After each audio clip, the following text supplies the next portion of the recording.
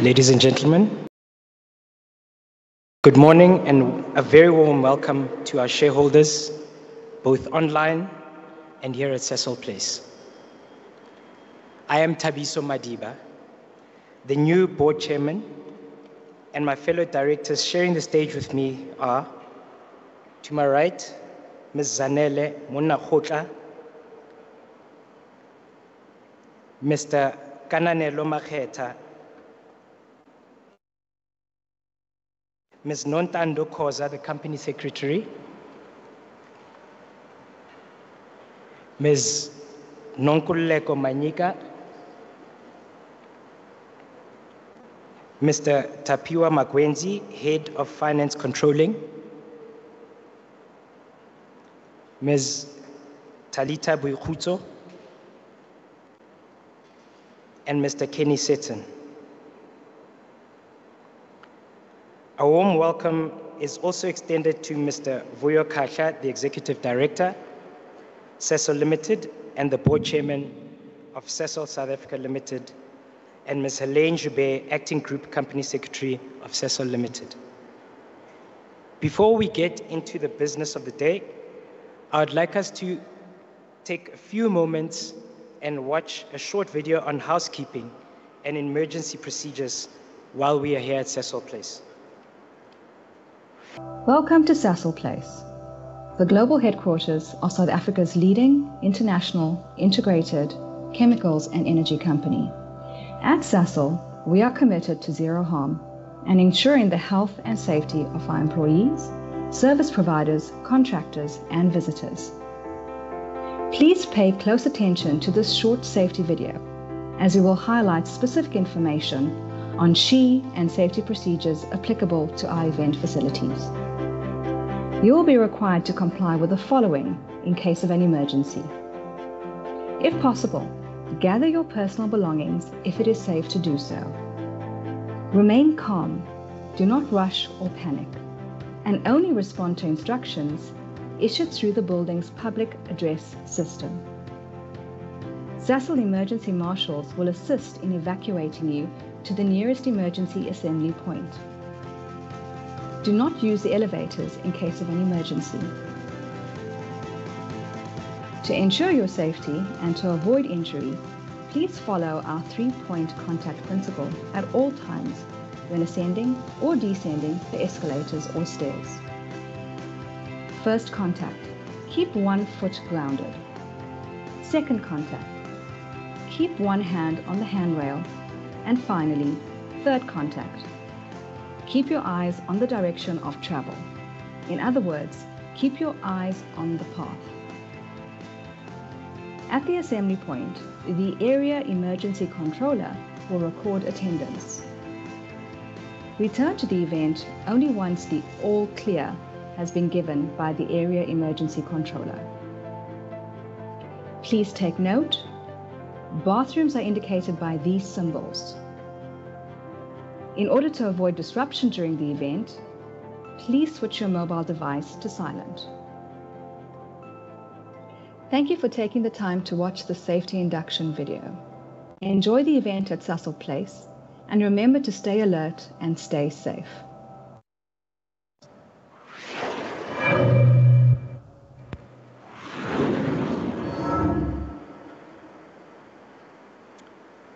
Thank you. Following on from the safety briefing, I'd like to call Mr. Andre Vlada from Lumi, who will explain to you how you can pose your questions, either verbal or in writing, through Sasol Khanyisa's electronic meeting platform, or for those shareholders attending the meeting in person, how to ask verbal questions using the voting keypads, which you received when you registered. The voting keypads can also be used as a microphone if you want to ask questions. Mr. Vlada.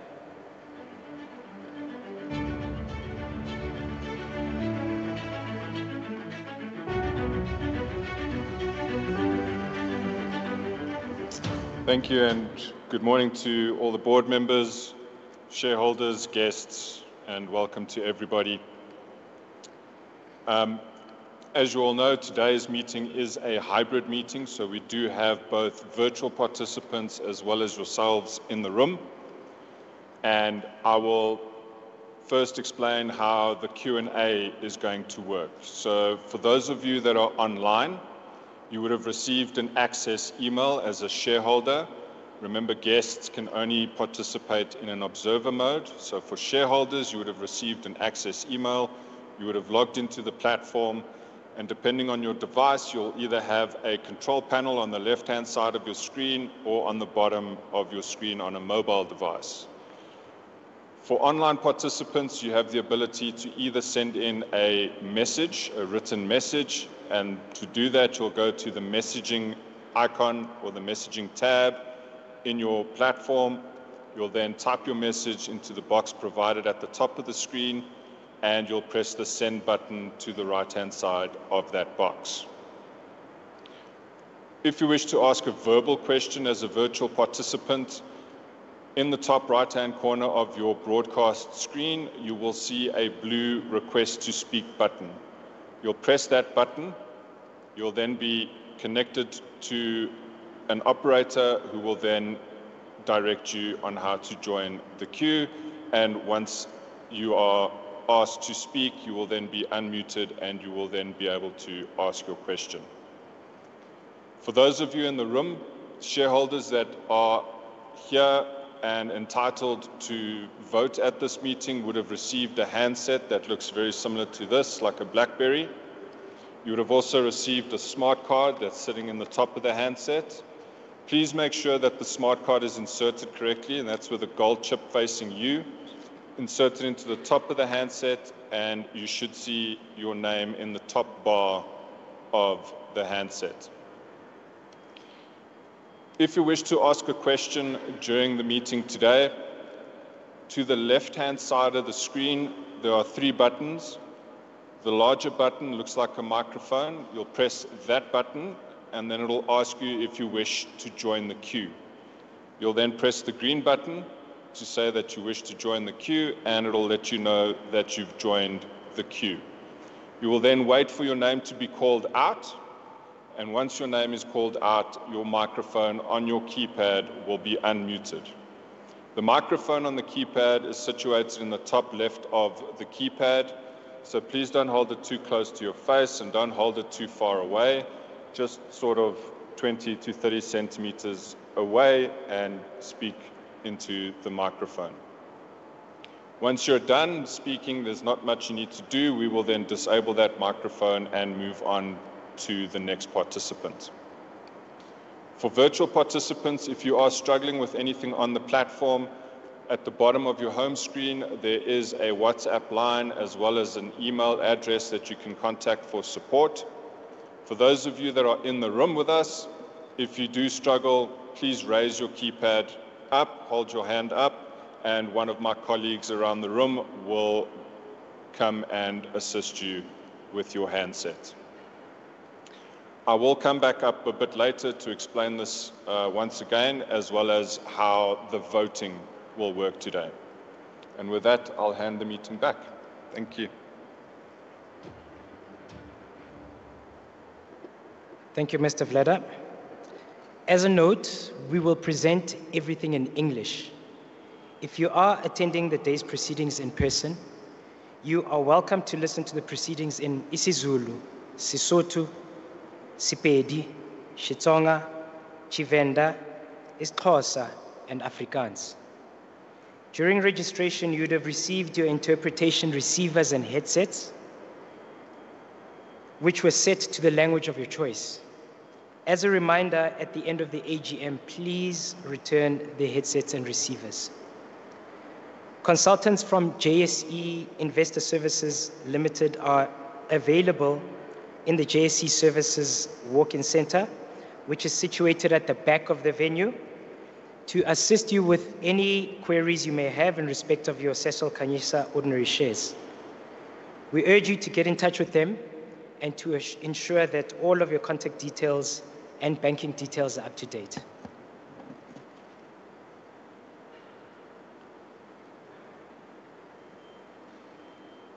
During the shareholder feedback session, You will be presented with information on the Sasol Khanyisa transaction and what it means to be a shareholder.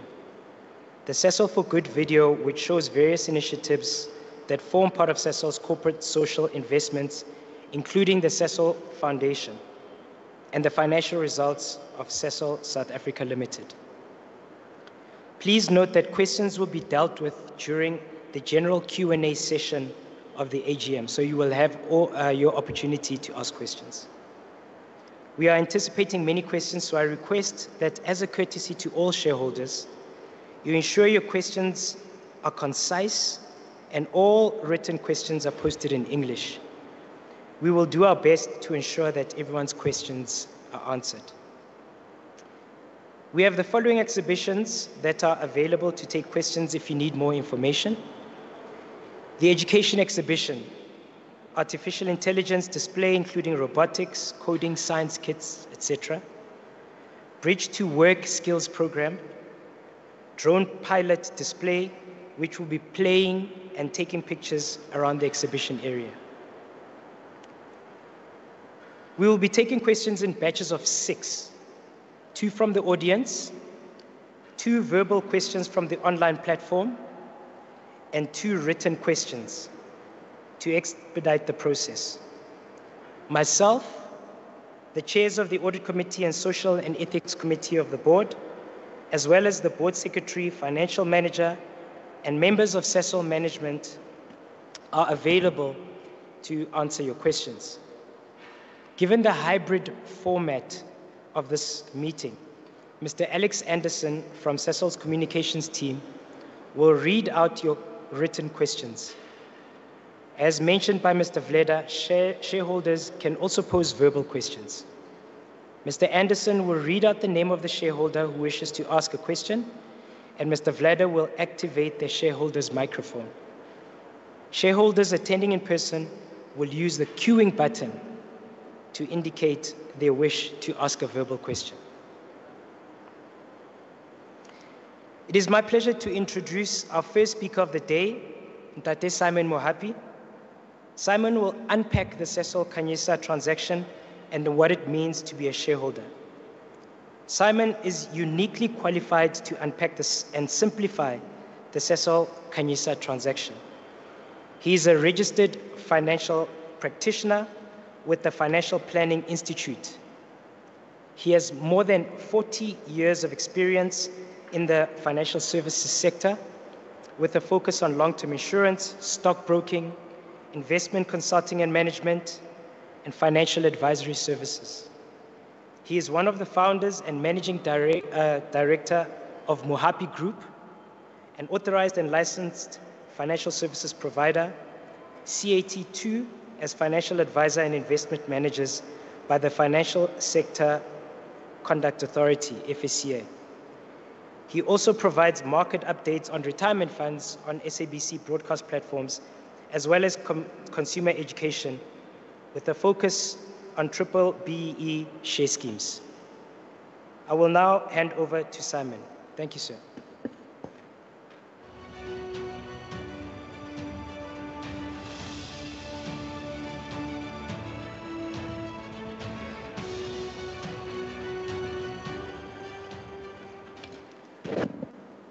Thank you, Chairperson. Good morning, directors. Good morning, shareholders, both online and present here today.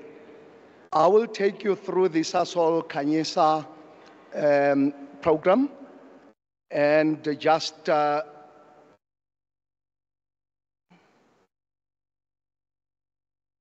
moving.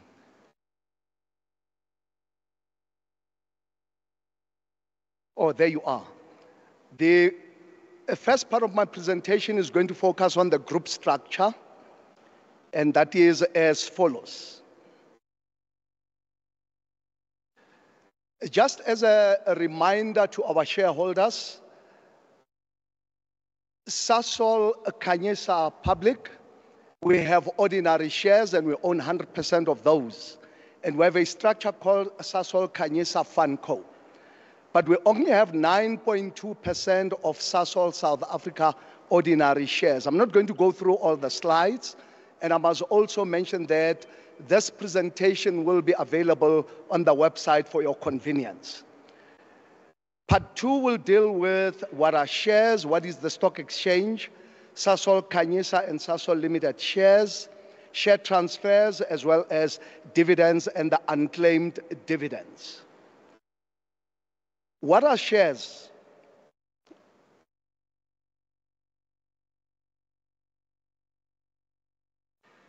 When you are a shareholder, it means you are part owner of a company, like in our case, Sasol Khanyisa, and this allows you to participate in the profits and risks of that company. However, I must mention that with Sasol Khanyisa, remember that we did not have a prospectus when the transaction was concluded. Prospectus is an invitation to the public to buy shares, and you could therefore not buy the by the public, because we initially had Sasol Inzalo. Remember, only Sasol Inzalo shareholders were eligible to receive Sasol Khanyisa ordinary, as well as Sasol BEE ordinary shares.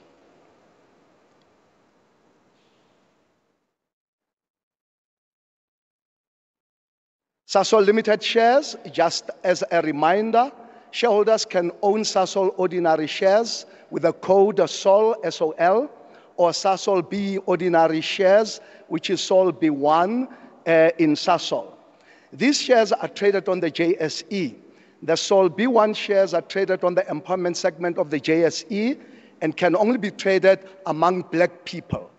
Shareholders are free to trade these SOL shares as well as SOL B1 shares on the stock exchange. Shareholders can obtain trading values of the both shares of SOL as well as SOL B1 on the website. But I must also mention that you can also go to stockbrokers who will have these shares and the prices available for you. Just in terms of the Sasol Khanyisa, as a recap, Sasol shareholders can only own Sasol Khanyisa ordinary shares in Sasol Khanyisa Public. These shares cannot be traded during the 10-year empowerment period that ends in June 2028. Remember, it's a 10-year transaction. The value of these shares is determined by an independent evaluator, and that they are performed annually. For every one Sasol Inzalo ordinary share that you own, you received one Sasol Khanyisa ordinary. At the bottom there, and that's a very important highlight, if you own Sasol Khanyisa ordinary shares and Sasol Khanyisa Public declares and pays a dividend to its shareholders, you will receive these dividends. The transfer of shares. The transfer of shares can only take place with prior written approval of the holder of the RF preference shares, that is Sasol financing. And the approval to transfer shares must be consistent with Sasol Khanyisa Memorandum of Incorporation. The MOI, if I may remind you, that's a set of rules that govern the business of Sasol Khanyisa. We need to know how the business is managed and how it is maintained. But not only that, the MOI in itself will talk about the rights, the responsibilities, of the shareholders as well as the directors. The Sasol Khanyisa MOI only allows for transfer of shares in the following circumstances. In the event of death of a shareholder, if the shareholder is not a natural person, that is a human being like yourself, then the death of any of its shareholders or members, participants or beneficiaries. Shareholder involuntary sequestration, you can find yourself in financial troubles where you find that you can't meet your financial obligations, your liabilities exceed your assets, and that's what we mean by sequestration. Also, shareholder being deregistered or liquidated, again as a result of not being able to meet your financial obligations. Dividends. When a company makes a profit, it may pay its shareholders dividends. 97.5% of dividends will be used to repay the Sasol vendor funding. Remember, these are not free shares. There are funding arrangements, and we had to get loans. But 2.5% of that we call a trickle dividend that Sasol Khanyisa shareholder receives, that is yourselves. Dividends attract what we call dividend withholding tax, and as per current tax legislation, those will be taxed at 20%. But that 20%, because it's withholding tax, that will be paid by the Sasol Khanyisa public. They will be able to pay the dividends on our behalf as shareholders, and that they pay to South African Revenue Services. Just a quick reminder there, the scheme was launched in June 2018. June 2028, we have a 10-year goal. Sasol Khanyisa's goal is to repay the loan within the 10-year period. This will depend, however, on the performance of Sasol South Africa and its ability to pay the dividends. The better Sasol South Africa performs, the quicker the Sasol Khanyisa Group pays off its loan from Sasol. But at the bottom, you'll see the highlight there in terms of the empowerment. It will be achieved through the Sasol Khanyisa transaction when the Sasol South Africa ordinary shares are exchanged for Sol B1 shares in Sasol Limited on a value-for-value basis at the end of the 10-year term, and black people will then own part of Sasol. It is through these shares that value is created in the hands of black people. Clearly, two things there. You will want to know what is that value for value will be, at the end of this. Nobody knows the answer at the moment, but also to say it depends on how Sasol South Africa performs, and also the payment of the dividends. That's going to be very key. But remember, at the moment, we still have a loan, and at the end of the 10th year, we also need to know, are we still going to be having that loan, or will it be paid off? And here is the loan balance talking about the funding arrangements. In 2018, a vendor funding balance was 8.3 billion.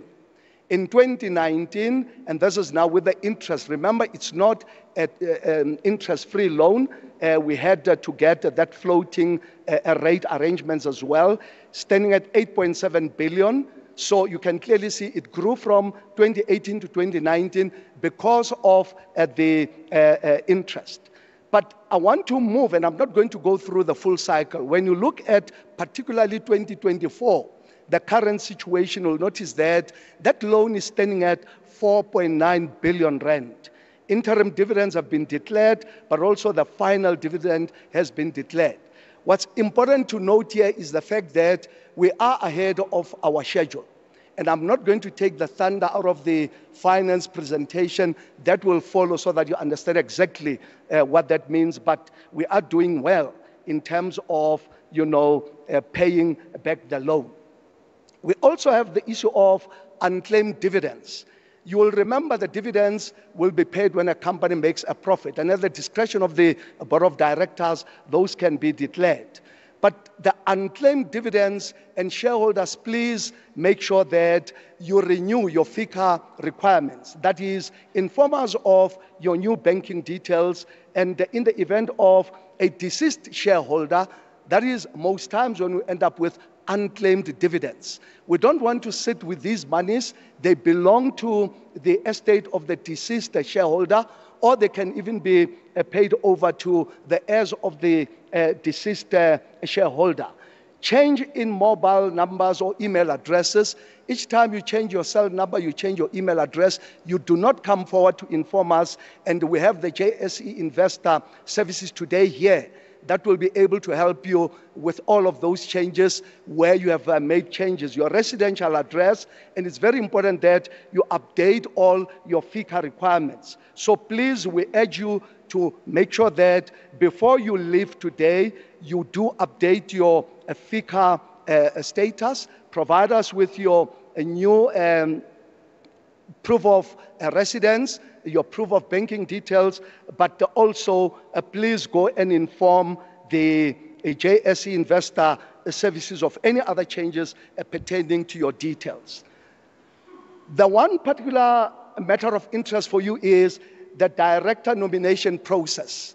You have been part of this early in the year, the 3rd of April, and that was the step one where the nomination campaign was launched. Shareholders could nominate individuals who met the criteria as stipulated in the company's memorandum of incorporation and as determined by the board. Remember, I made reference to the MOI, which are rules that we need to follow.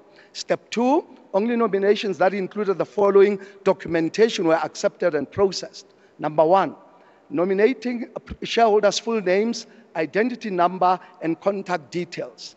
Written consent from the nominated individual together with her certified ID copy and the curriculum vitae, that's the CV. Step three, all nominations received and accepted were considered and shortlisted according to the below requirements. Number one, majority of directors shall be black. We have achieved that. 40% shall be black women. I'm sure we are very close to that. All directors shall be independent of Sasol and non-executive directors.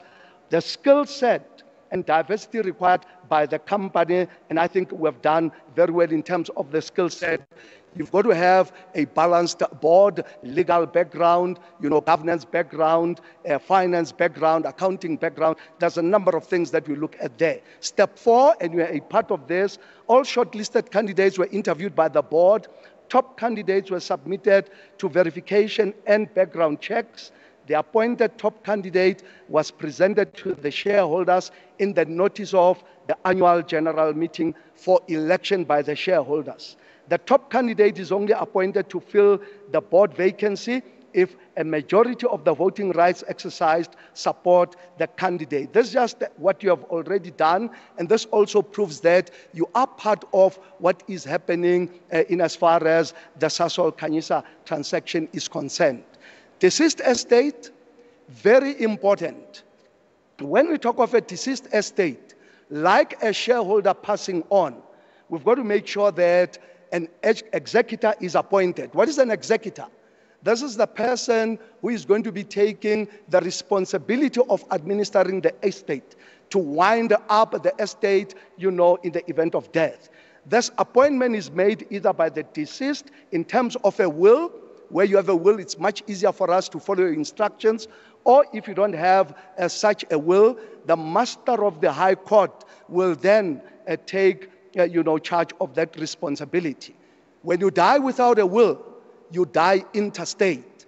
And please, shareholders, we ask you to please make sure that you go and have your own wills. It's very important to have a will. It makes life easy for us. You give us the directions, the instructions that we need to follow in the event of your death, what to do with your shares in particular in the event of your death. That's going to be easier because you are telling us. Unlike where you die intestate without such instructions, then the master of the High Court, through the executor, will then have to follow that process and to make sure that at the end of the day, we do the winding up and we distribute, the assets, in accordance with the interstate succession plan.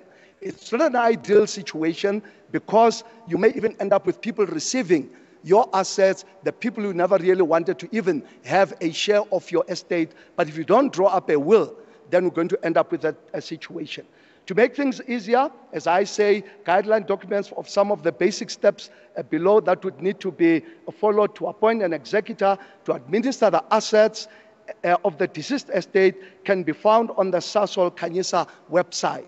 Our website has enough information. We also urge you to please follow that website and make sure that from time to time you look at what the new developments are, but you will also get more information in as far as deceased estates are concerned. In the case of Sasol Khanyisa, if you pass on, your shares will be transferred to your heirs, who must be a black person. In the event of your death, the executor of your estate will need to inform the JSE Investor Services of your death. It's very important that you inform us about your death. If you don't tell us, you're going to end up with a situation of those unclaimed dividends, and it's a situation that we do not want. I must also add, in as far as those unclaimed dividends are concerned, The JSE will be on a campaign starting the 1st of November this year, just to go and find out where the shareholders are, how to distribute those unclaimed dividends, and they will be on an education campaign to make sure that we distribute those dividends. We don't want to sit with those dividends. They don't belong to us. They are your monies, and people need to come forward where a person has passed on. Please come forward and inform us that the shareholders have since passed on so that the heirs can be appointed. But here is another point. When you are appointed as the heir, as the person to receive the dividends, you are not going to immediately receive the money. You're not going to be given the money immediately, but you also must wait until the end of that 10th year, which is in about 3.5 years. The deceased estate, the JSE Investor Services will need the following documents. And I've already made a reference to saying it is your responsibility as a shareholder to making sure that you update your documentation, your FICA requirements, but in the event of death, please let us know that a shareholder has passed on. But this is what you're going to need. Number one, the death certificate will have to be made available, the executor appointment, and the letter, an ID copy. In some cases, you're going to need a letter of authority, the LOA, and all of these are obtainable from the office of the master. So you'll have to engage them, as the members of, the deceased shareholder, so that you bring us the necessary documentation to process the claims. The executor service bill, not older than 3 months. You will know that. For an example, your residential address. You can bring us your utility bill, whether it's your ESCOM, whether it's going to be your City of Johannesburg. Any of those, will be useful for us to be able to identify you and to meet some of those requirements. In some cases, yes, the power of attorney, somebody acting on your behalf, you may be sitting there with that power of attorney. We need to have the evidence of that.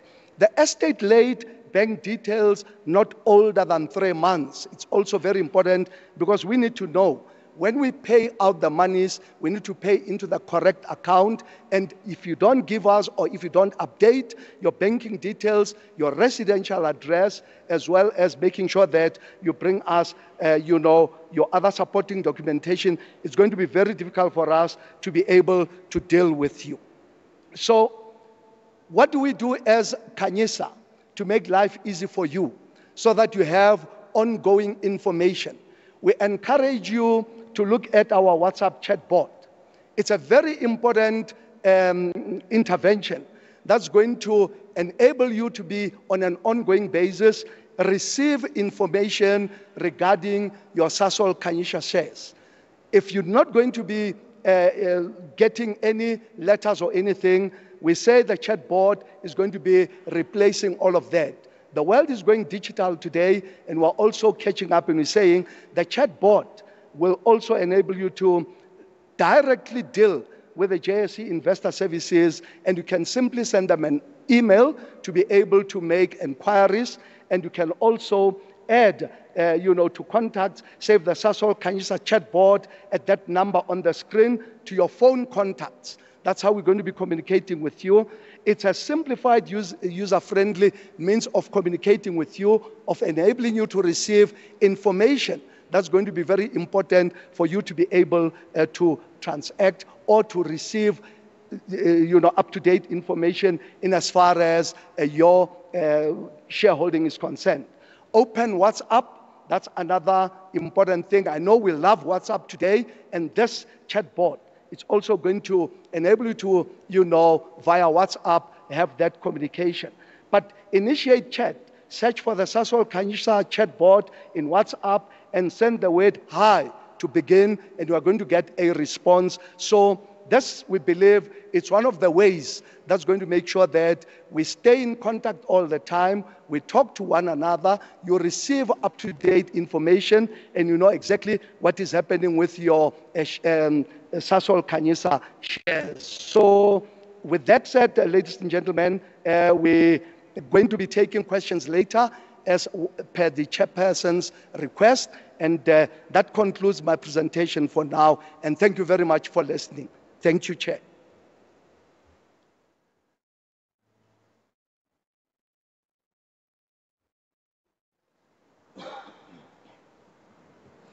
Thank you, Ntate Mohapi. Our next agenda item is a Sasol for Good video. The video shows impact and outcomes of Sasol for the year, showcasing the impact Sasol is making on education from early childhood education to university, contribution to the country's skills development to improve employability of the youth in particular, bridging the infrastructure gap by improving key infrastructure in communities, for example, roads, water, and sewer reticulation systems and electricity. How Sasol contributes to the protection of environment and biodiversity. And one of the bursars, who is a child of the Sasol Khanyisa shareholder, received a bursary and will be sharing her journey. Shareholders are reminded that the Sasol Foundation stall is available to answer questions you may have on the Sasol Foundation bursaries and Sasol CSI programs. As mentioned, please visit the Sasol Foundation Education and Bridge to Work Skills Program exhibition situated in the refreshments area, where you can obtain more information on Sasol's programs.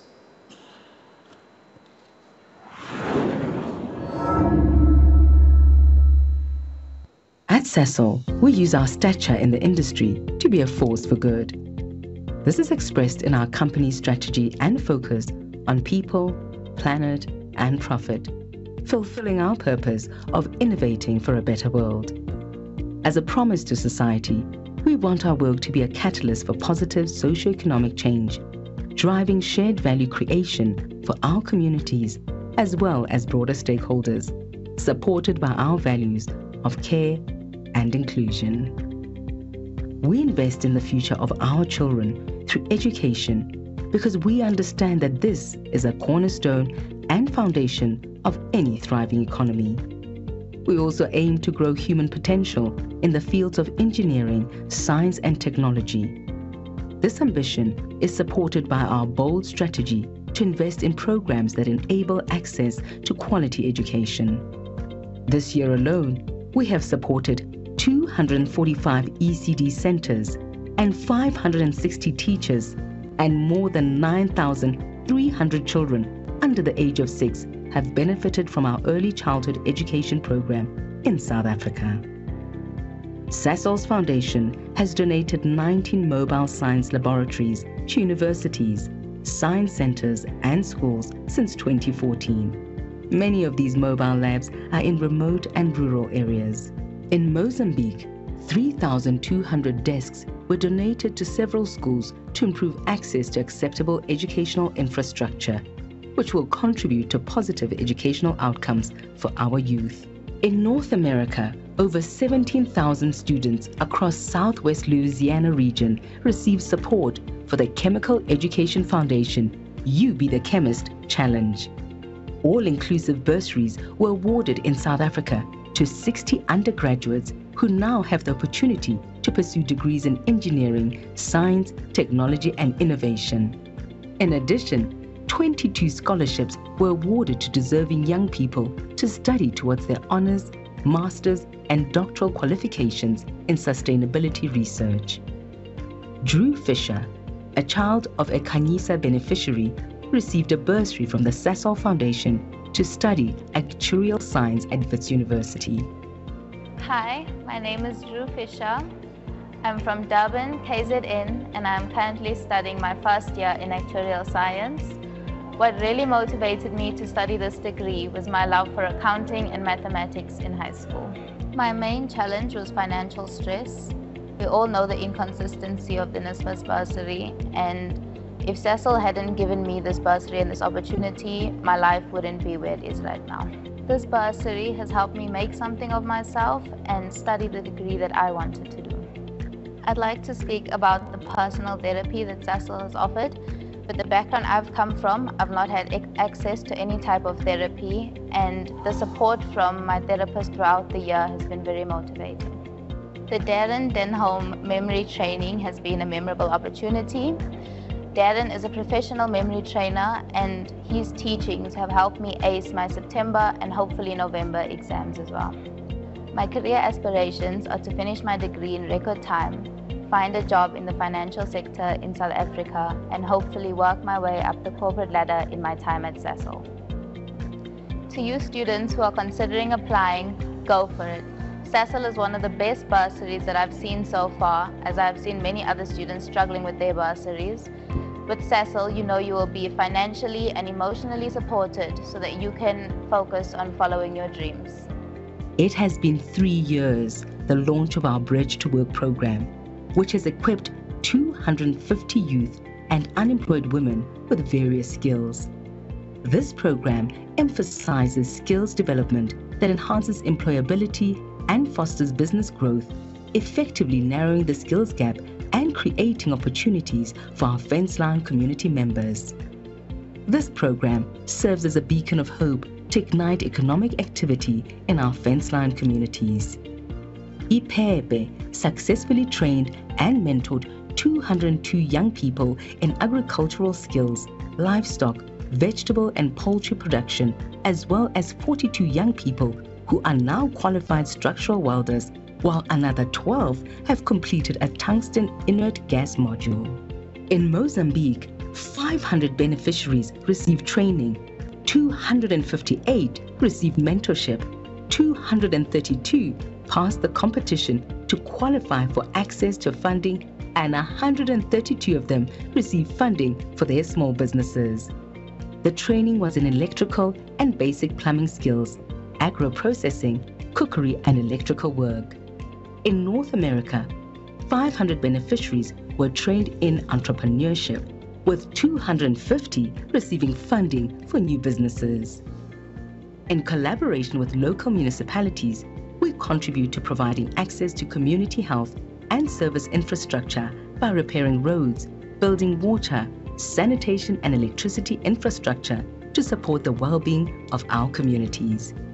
We have spent over 592 million rands in the last 4 years to support and enhance quality of life in our communities in South Africa and Mozambique by improving health and community infrastructure. Since 2022, we have planted over 12,000 trees in our communities across the globe and rehabilitated 180 illegal dumps, resulting in over 120,000 tons of waste being deviated from landfills. Sasol for Good, our global employee volunteering program, is an example of our values in action. Over the last year, more than 308 employees in South Africa have contributed over 1.4 million rands to 112 organizations as part of our employee volunteering and giving programs. In Italy, 14,000 euros in charitable contributions was donated to NPOs. Driving social value underpins our ongoing efforts as we work collaboratively with our partners and key stakeholders to be a force for good, to positively impact our society. For more information, visit www.sasol.com.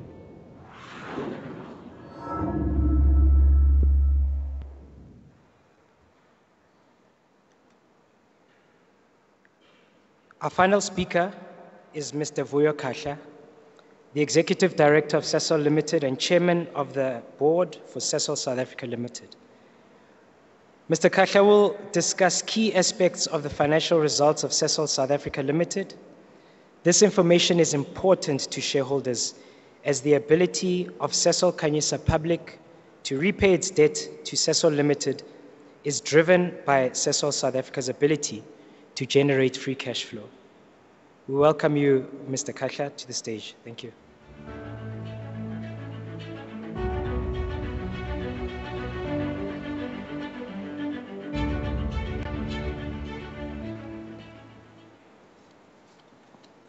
Good morning, ladies and gentlemen. Thanks a lot, Chair and members of the board, for granting us the opportunity to say a word or two on the performance of Sasol South Africa, the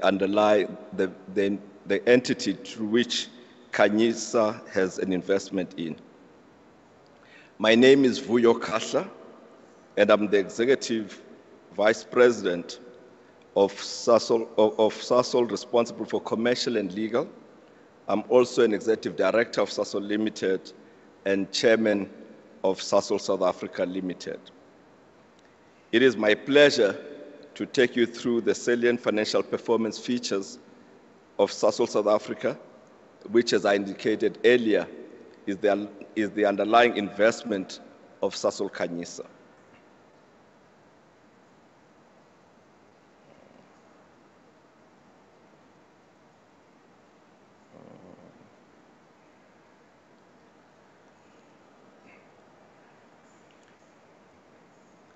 Briefly, these are the key points that I'll be sharing with you today.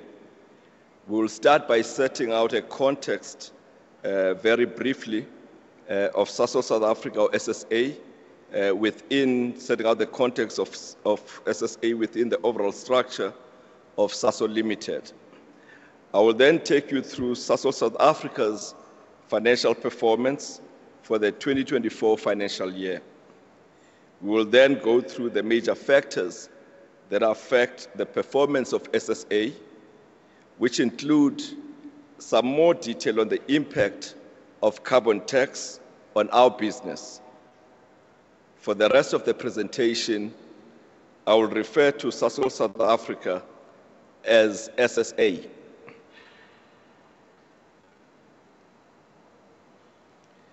As I'm sure you're aware, Sasol Limited is a global integrated energy and chemicals company, proudly based in South Africa. Sasol South Africa, which is the underlying investment of Sasol Khanyisa, is a subsidiary of Sasol Limited and is Sasol's largest operating entity or subsidiary. SSA, together with our operational regions around the world, is instrumental in enabling Sasol Limited as the holding company to create value for all its shareholders. SSA houses our South African operations and businesses, which are Sasol's most cash-generative assets. The businesses include Secunda Fuels, Secunda Chemicals, Sasolburg and Natref operations, satellite operations, research and technology, as well as Sasol Gas. Both the Sasolburg and Secunda facilities are world-class industrial sites.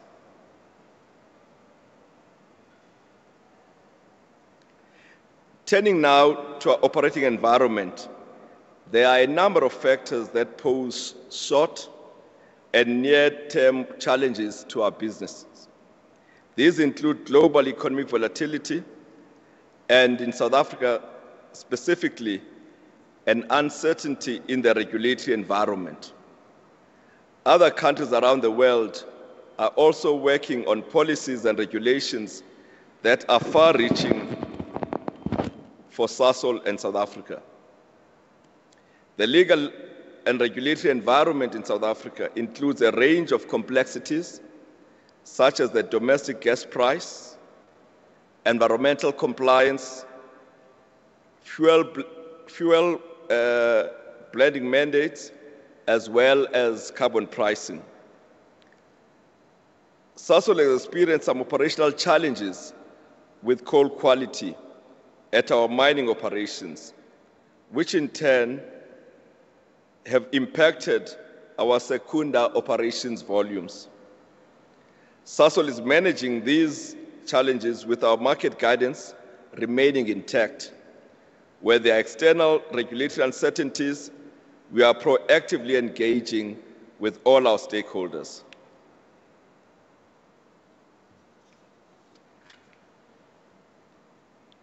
Sorry.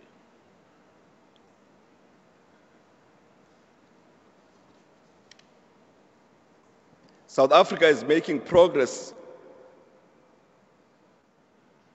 South Africa is making progress on deepening renewable energy supply.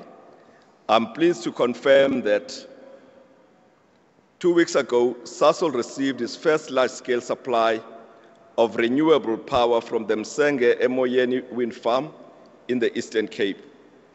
Sasol has signed nearly 760 megawatts of power purchase agreements or PPAs. This is about half of our renewable energy target of 1,200 megawatts. The electricity sector is undergoing reform, which we are monitoring closely and participating in where we believe opportunity may exist for Sasol. However, grid capacity and connections remain a risk to the rollout of Sasol's renewable energy strategy. Environmental compliance remains a priority for Sasol and is central to our strategy. We maintain a balanced and measured approach across our people, planet, and profit goals. This ensures that every strategic decision we make supports our environmental ambitions, social responsibility, and also ensures returns to our shareholders. I will discuss carbon tax in more detail shortly. We are seeing progress equally in Transnet's performance, and our partnership with them in managing rail car maintenance is starting to bear fruit. However, logistics remain a constraint on our chemicals business. South Africa has a challenging business environment. However, there are green shoots of progress, and we hope to see economic conditions improve. I must reiterate that we have constructive dialogue around a number of issues across a range of stakeholders. We are focusing our attention on making our business more resilient.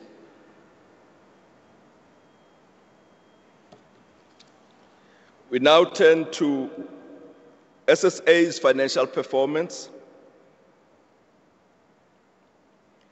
Sasol's overall financial results for the year ended 30 June were impacted by the volatile global economic landscape. Global economic conditions have had a particular impact on our chemicals in South Africa and globally. The oil price was 3% weaker for the year, which was partially offset by a 5% weaker rand. A higher oil price, I must indicate, and a weaker rand to the dollar exchange are favorable to Sasol's profitability.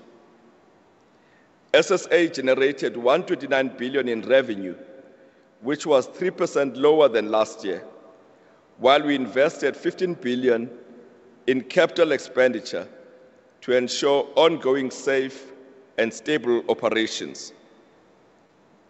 For the 2024 financial year, SSA declared total dividends of 1.15 billion, of which more than 28.7 million was declared to Sasol Khanyisa public shareholders. For the 2024 financial year, in important context to SSA's financial performance is also considering the impact of Sasol Limited's performance on SSA. I mentioned earlier that the global macroeconomic environment does impact Sasol oil prices, which continue to soften in the second half of the financial year, decreasing by 3% when compared to the prior financial year, which was partially offset by a 5% weaker rand. Looking ahead, we expect the uncertain global economic environment to continue to negatively impact pricing while product demand remains volatile. A key priority, for the year ahead is to focus on margin improvement. We expect oil prices to continue being volatile along with refined product and chemical margins.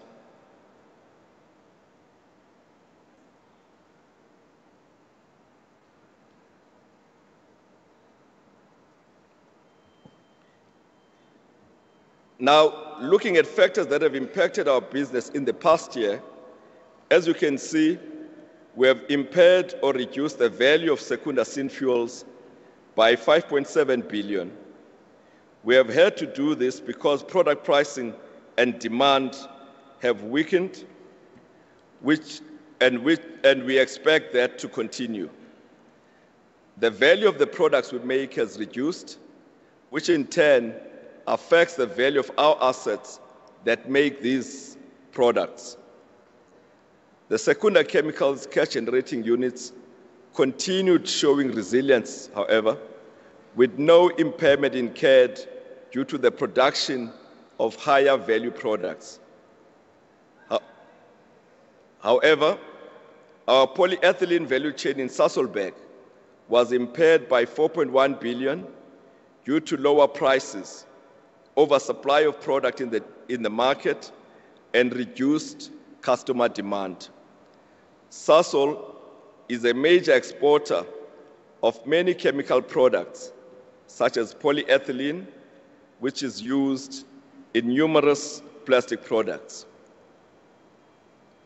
Turning to carbon tax, Sasol supports carbon pricing as a measure to achieve effective decarbonization.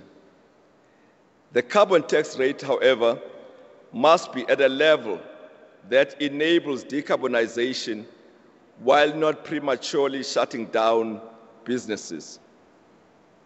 There should, in our view, be accompanying incentives to encourage an uptake of low-carbon technologies and the development of new green sectors.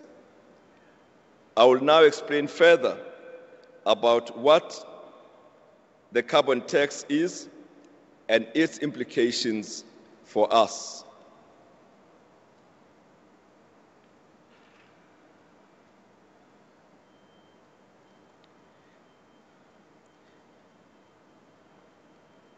Businesses that burn a lot of fossil fuels to make products and deliver services are charged a carbon tax. These taxes are used to push companies to reduce carbon emissions and also use cleaner energy solutions. Carbon taxes are becoming common across the world. Countries such as the United Kingdom, as well as member states of the European Union, are also starting to charge this kind of tax on products that come from South Africa and other countries that have a higher fossil fuel content. This is putting pressure on our government to make sure our carbon tax is high enough so we can avoid our companies paying this tax overseas. In South Africa, Sasol has the largest carbon tax bill of any private company due to the 40 million tons of coal we burn to make our products. We reduce this tax through the investments we are making in energy, like renewables, and improving efficiencies to reduce emissions, particularly in relation to our energy use. Our challenge is that this tax is increasing, and we still have some way to go in transforming Sasol into a lower carbon business with lower emissions. The money we need to spend to invest in cleaner, more sustainable energy and grow new clean energy businesses must come from the business of today. Sasol's ability to make this change will enable the energy transition in South Africa as well.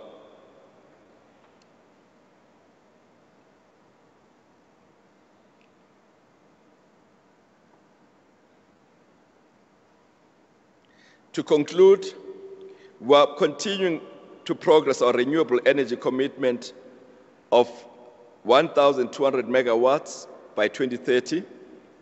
To date, we have signed over 750 megawatts of power purchase agreements, some of which are in construction and will come online in the near term. As mentioned earlier, the Msenge Emoyeni wind farm is complete and is already supplying power to our Sasolburg operations. This marks a significant milestone in our commitment to sustainable energy. Moving forward, we aim to build on this success, and we are exploring options to position ourselves as leaders in renewable energy projects. This will not only help us reduce our carbon footprint, but also support South Africa's energy transition.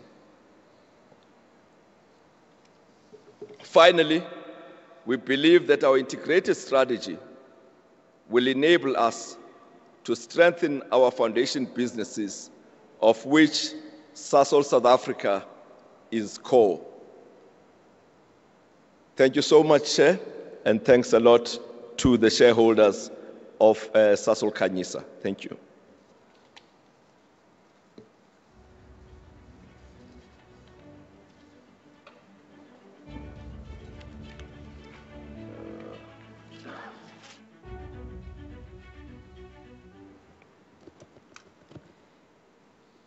Thank you very much, Mr. Khahla.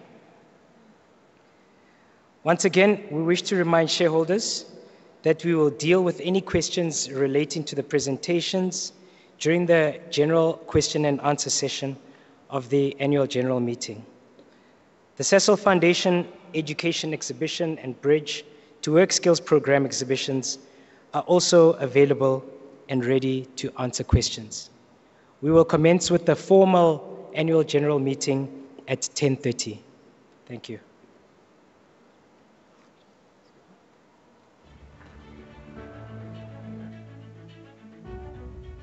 Please do not leave the venue, but you are welcome to go to the exhibition centers as we will commence promptly at 10:30. Thank you.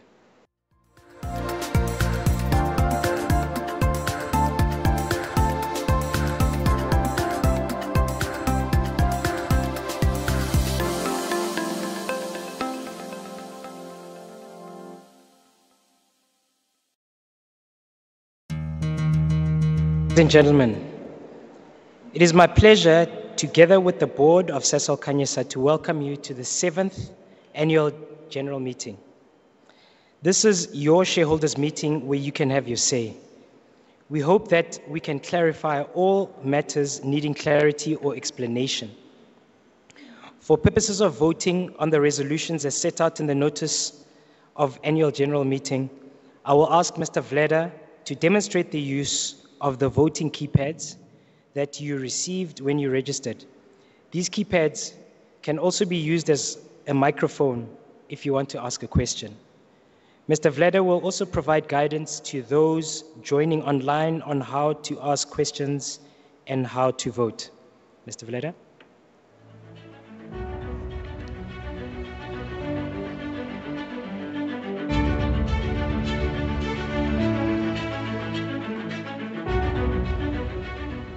Thank you.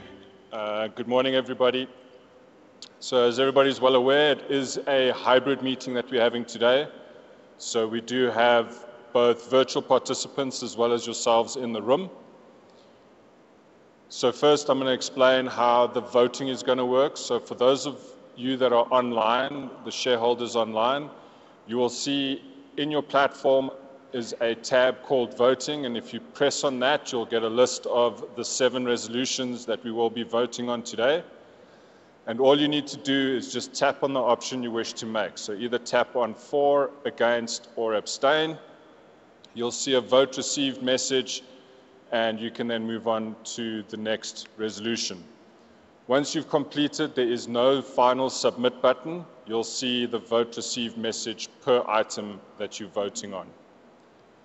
For those of you in the room, you would have gotten a handset as well as a smart card. Please just make sure that the smart card is inserted correctly. You should see your name in the top of the screen.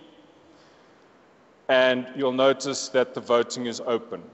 So to move around through the various resolutions, you can use the blue trackball that's in the middle, and you can scroll up and down between the various resolutions, and when you wish to vote on a specific resolution, just press that blue trackball again.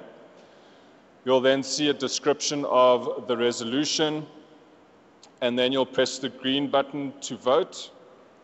You'll then make your choice, either 1 to vote in favor or for, 2 to vote against, and 3 if you wish to abstain. Once you've made your selection, you can then press the green button to move on to the very next resolution, and you'll repeat that process until you've completed all the resolutions, after which you'll get a list of all 7 resolutions and how you voted for each of them. You'll then be able to scroll between that list if you wish to change your mind on any of those resolutions. Moving on to the Q&A, for those of you that weren't here earlier, participants online have the ability to either send in a written question or to ask a verbal question. To send a written question, just click on the messaging tab, type your message in the box at the top of the screen, and press the send key to the right of that box. To ask a verbal question, in the top right-hand corner of the broadcast screen is a request to speak button. Press on that button. You'll then dial into an operator who will then give you instructions on how to join the queue. And once your name is called out to speak, you will then be unmuted, and those of us in the room would be able to hear you, as well as you being able to hear the board in the room today. For those of you in the room, again, on your keypad, just to the left of the screen is a big button that looks like a microphone. You'll press that button once. It'll then ask you, are you sure you wish to join the queue? You'll click the green button to join the queue, and it'll tell you joined queue. If you've done it by accident, all you need to do is press the microphone button again and press the green button to leave the queue. And then it'll remove you from the queue again. Once you are in the queue, please wait for your name to be announced. If you wouldn't mind standing up so that the cameras can capture you, so that the virtual participants can see you, and then you'll just speak into the microphone in the top left-hand corner of the handset. Please don't hold it too close, and also don't hold it too far. About 20 centimeters or 30 centimeters from your mouth is perfectly fine. For those of you in the room, if you do struggle with anything, there are ushers and my colleagues around the room. Please just raise your handset up and they will come and assist. And for those of you online, there is support WhatsApp numbers and email addresses on the home screen, at the bottom of the home screen, that you can access for any support queries. And with that, I'll hand the meeting back.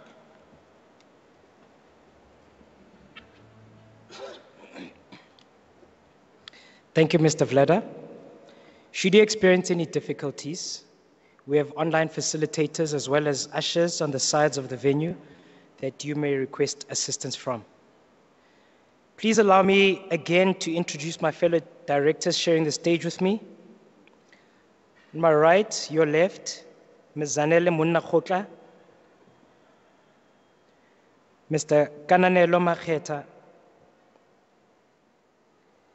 Ms. Nonkululeko Manyika, Ms. Talita Buikuto,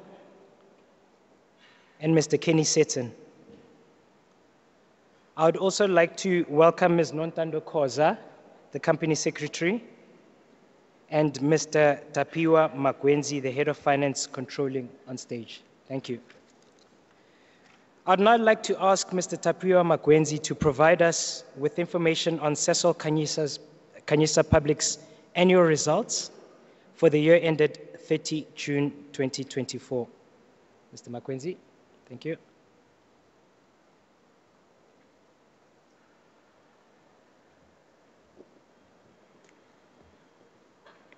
Thank you, Chairperson. And a very good morning, ladies and gentlemen, and a special welcome to the shareholders of Khanyisa Public Group, those who have joined us in person today, and those who are participating via the online platform. My name is Tapiwa Magwenzi. I'm the head of financial controlling, and it is my pleasure today to be taking you through the salient performance results of Sasol Khanyisa Public for the financial year ended 30 June 2024. In my presentation, I am going to cover the latest fair valuation of Sasol South Africa Group, which is the underlying assets for the Khanyisa transaction. I'll also give an overview of the loan balance to show how it has progressed over the past financial year. And then lastly, I'll also give context on the dividends.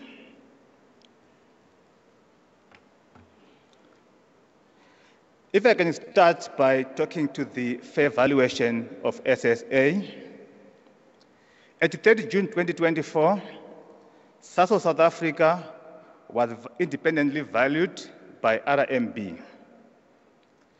And they determined the estimated value at 30 June 2024 was 19.9 billion. The Sasol Khanyisa Public Group's 9.2 share of that valuation amounts to 1.8 billion. When compared to the previous financial year, the fair valuation decreased from 2.4 billion to 1.8 billion. It is quite important to note that the valuation is impacted by a number of factors, which include, but not limited to, the global economic volatility, in particular, the commodity prices that we see in the oil and chemical environment. The uncertain regulatory landscape, and in particular, carbon tax and the outlook thereof, has got a big impact on the fair valuation. And every year we do assess that outlook and bring that impact into the valuation. Over and above that, the general overall operational performance of our operations in Sasol South Africa Group has got an impact on this valuation. Now, if I turn to the loan balance, at 30 June 2024, the loan balance decreased from 5.6 billion to 4.9 billion.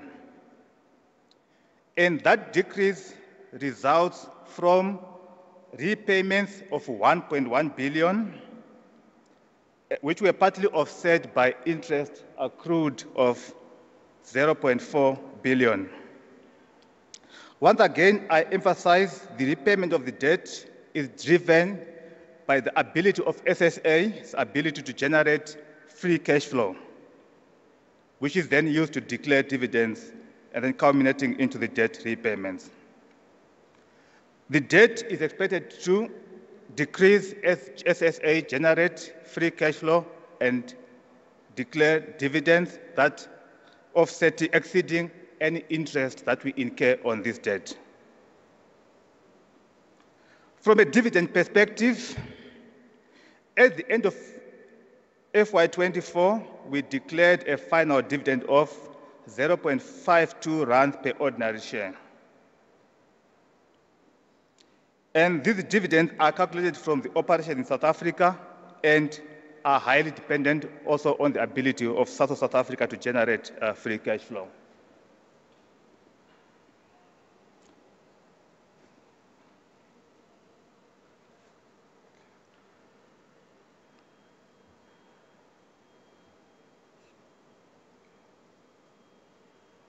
Okay, thank you.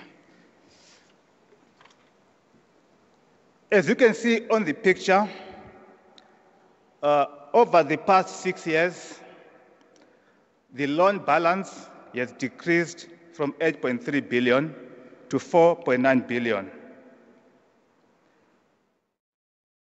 At 1 June 2018, when the transaction was initiated, the funding amounted to 8.3 billion, and over time, we have accrued interest to the tune of 3.1 billion. However, we have managed to make repayments up to 6.5 billion, and as a result, the balance now stands at 4.9 billion. Lastly, I just want to share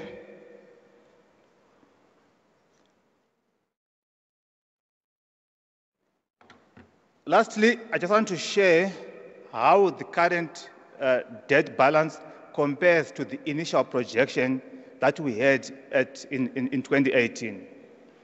As you can see on the screen, the blue line shows what the projection was for the debt to progress over time. The red line depicts how the debt has actually progressed over the past 6 years. And what I want to emphasize is the point that as of 30 June 2024, the loan balance that we have of 4.9 billion is ahead of our initial projections, which we estimated to be at 5.5 billion for the same time period. On that note, this concludes my presentation on the financial highlights for the financial year 2024, and I'll hand over back to the chairperson.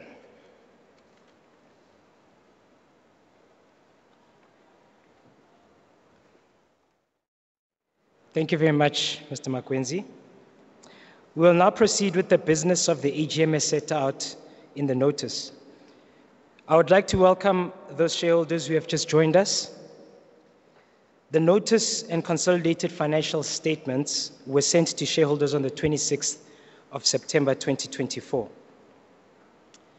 I am comfortable that the notice of meeting has been delivered to the shareholders in accordance with the requirements of the Companies Act, that the electronic and physical attendance registers have been duly completed and verified, that the required quorum of shareholders is present, and that the proxies that have been handed in are in order. This meeting has therefore been properly constituted.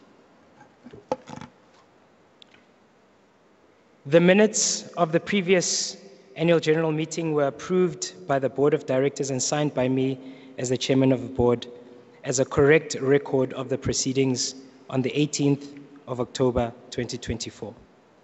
These minutes are available for inspection today and will be made available upon request either electronically or physically by appointment at our registered office.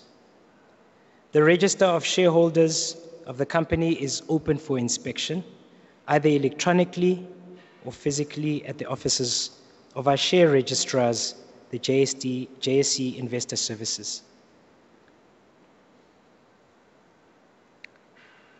The annual financial statements of the company and of Sasol Khanyisa Group for the financial year ended 30 June 2024, together with the reports of the directors, the audit committee, and the external auditors were published on the 26th of September 2024 and are available on the Sasol Khanyisa website.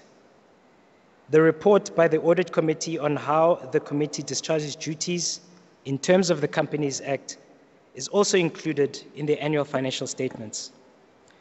Should you have any questions relating to the financial statements and the audit thereof, you may now ask these. The chairman of the audit committee, Ms. Nonkululeko Manyika, the financial manager, Mr. Tapiwa Magwenzi, and the auditors of the company, KPMG, are also available to respond to your questions. The report by the Social and Ethics Committee on how the committee discharges duties in terms of the Companies Act has also been included, and Mr. Kananelo Maketa, the committee chairman, is also available to answer any questions and queries relating to or elaborate on any item contained in this report. If there are any questions in this regard with the financial statements and the audit thereof, you are welcome to ask any of those questions now.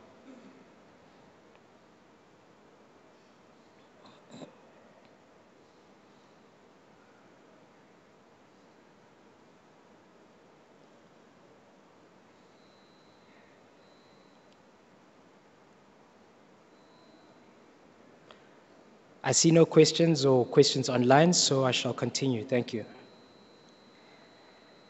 We now move on to the ordinary resolutions. Ladies and gentlemen, for shareholders attending in person, please use voting keypads that were given to all shareholders entitled to vote at this meeting. If you are a shareholder attending online, please use the built-in voting platform. We will be voting by way of a poll on all the resolutions today. We will consider the ordinary resolutions tabled at this meeting. Ordinary resolutions must be adopted by the support of at least 50% of the voting rights exercised on the resolution. Ordinary resolution number 1, which is the re-election of directors. We start with the re-election of directors. We will vote on each director separately. As shareholders will be voting on the re-election of the chairman of the board, I will ask the chairman of the audit committee to facilitate this portion of the AGM. Ms. Nonkuleko, we come through. Thank you.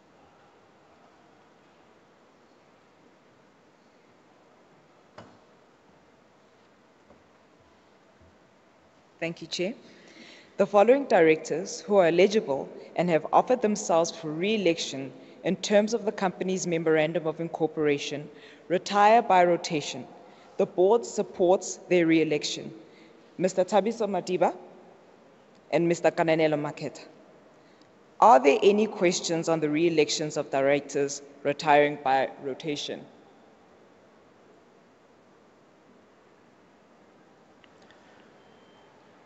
Chair, we have got questions in the room. Okay. The first question is from Mrs. Sebenzile Patricia Boy. Okay. Can proceed. Can we take a second question? Yes. Second question is from Mr. Ezekiel Skomfana Mokubu. Okay. Ngai butsisa kapozwe ke na le dilemo tse 10 di fedileng sale ke joina police lena ka 2018 so ke na le dilemo tse ding tse 6 godimo ho ya ne ke butsisa gore ana agreement ele ya dilemo tse di a patelwa na a ke tse gore ke langutlwa na. And that if you can speak up, you're not very audible. If you can repeat your question. Langutlwa or ke reng? And that if perhaps Alright. maybe uka repeat your question ya how. O ka ngutlwa gona jale o ka ngutlwa gona jale Okay. ya o Yeah. ka ngutlwa gona jale Yeah. Like that. ya wa ngutlwa ke re. Yeah. That. All right. Ke re ke sale ke joine mokgatlo wa lena ka 2008 and agreement ya rena ne ile gore go berekisana le lena ho fitla 10 years. Now it's more than 10 years ke le mo ke 16. Yeah, but ke ya go itse gore a jale re berekisana bjalo gape na. Okay. Can I ask that we defer that question to the question and answer session that will be following up? So what we'll do when the chairman comes back to ask those questions, that will be the first question that we deal with in that session. But what I'd like to do for now is for us to focus on the ordinary resolution with regards to the appointment of Ntate Thabiso Madiba le Kananelo Makgetha. Can we perhaps defer that question to that session? Okay.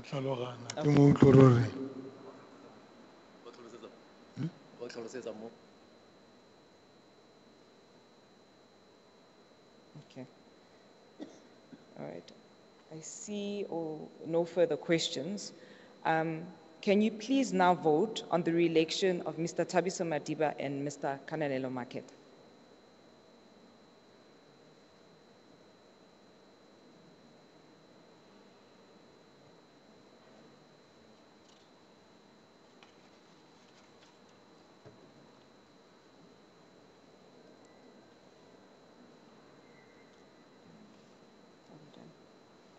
Closed. Okay, thank you.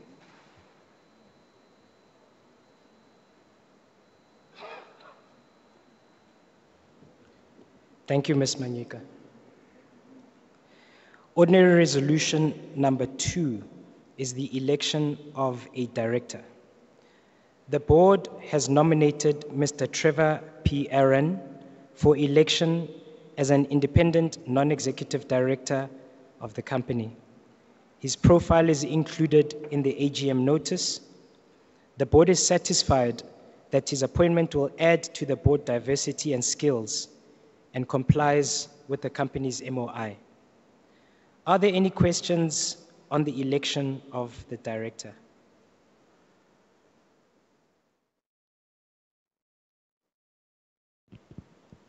Chair, we have 2 questions in the room. The first question is from Mr. Marimecha Jacob Maduwe.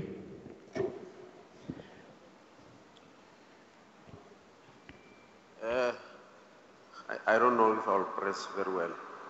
In fact, my question should have been answered far back when the chairman of Sasol, I wanted to ask question, then immediately we went for a break, and then I think the question should have been asked and answered that time. Now I don't have any question. I wonder if you get me. My question relates to when the chair, is it the chairman, executive chairman of Sasol, when was doing presentation? Yes. And then he immediately said, any question, then people stand up and going out, and I pressed to ask him a question. Then the meeting just adjourned and we went for breakfast or whatever. Can I ask you please to hold that question until the question and answer session, and then you can answer the question and you will answer it. Right. Thank you, sir. Any further questions relating to the election of the new director? Chair, we have another question in the room from Mr. Kubu Yakomozi Mweli.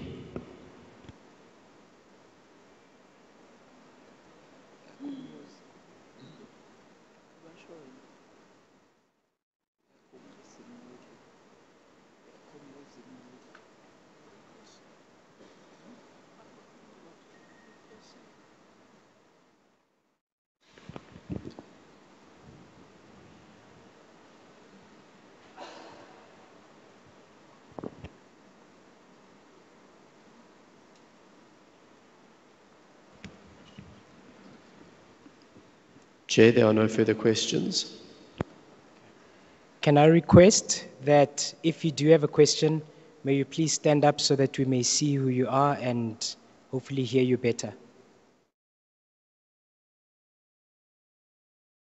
If there are no further questions, thank you.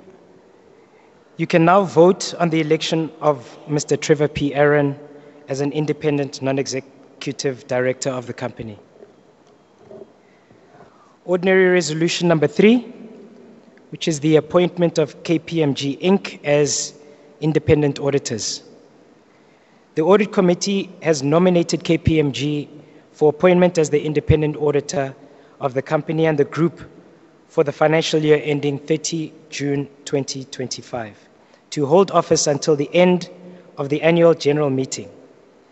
The audit committee is satisfied that the appointment of KPMG complies with the applicable regulatory requirements. Are there any questions on the resolution related to the appointment of the auditors?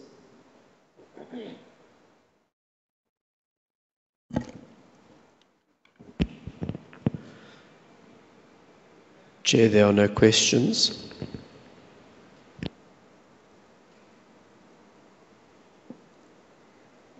Thank you. You can now vote on the appointment of KPMG.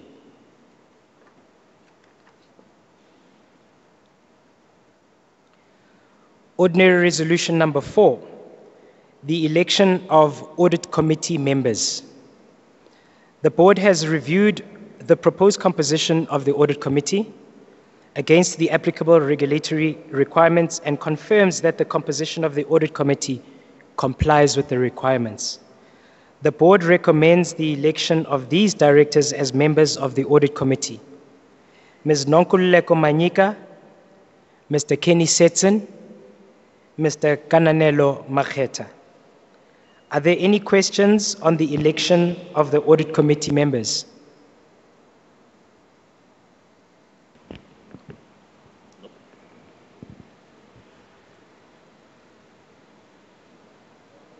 Chair, there are no questions queued. Thank you. Please, may you vote on the election of Ms. Nonkululeko Manyika, Mr. Kenneth Setson, and Mr. Kananelo Maketa.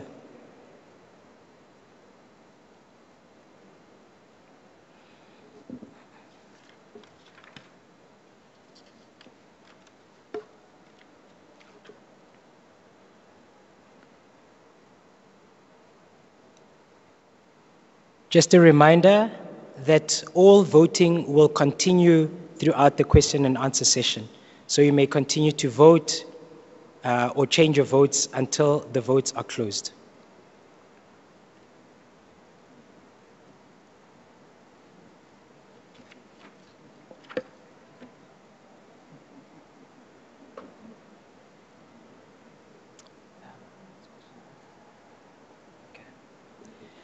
Thank you very much, ladies and gentlemen. I'd like to now open the floor to shareholders to ask questions on any of the topics as presented during the shareholder feedback session, or who have additional questions on any of the resolutions.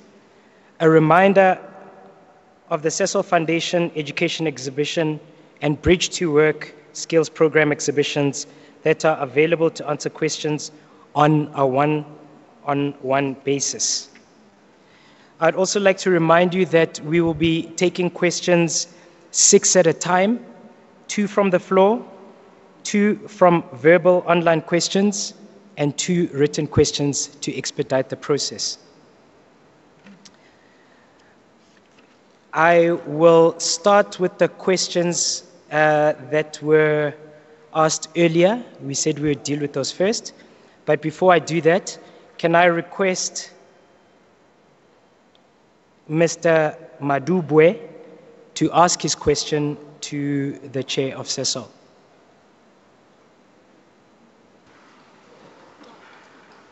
Yeah, you can talk. Okay, I think everybody can hear me now. Yeah, this question is in connection with what I've read in the papers, and then I want to ask the Sasol executive who was speaking earlier there. I heard about some report in the newspaper about, what do you call it? There was just like a company which was doing the work for Sasol. And then that company, I think it has been blacklisted or what, there was a front team there, and then it involved Sasol. I think Sasol discovered that later, according to what I read in the newspapers. So actually, I want the executive there to explain to us what impact the whole saga about that thing is going to affect Sasol, probably even Sasol Khanyisa. That is the question I want him to answer for me and other people here. I'm correct?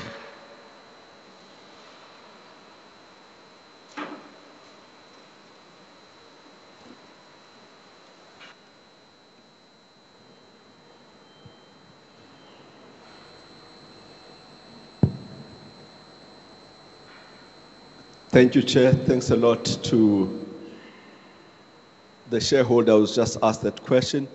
It is correct that we did delist or block or blacklist a company that had been involved in fronting activities.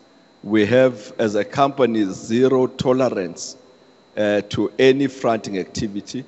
And fronting activity could include, for example, a company presenting itself as a black company or a women-led company when it is not.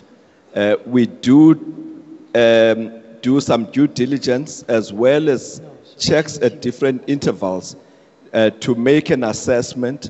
And whenever we pick up a company to be doing that, we take measures, firstly, to get them to address us on the allegations that have been put before them.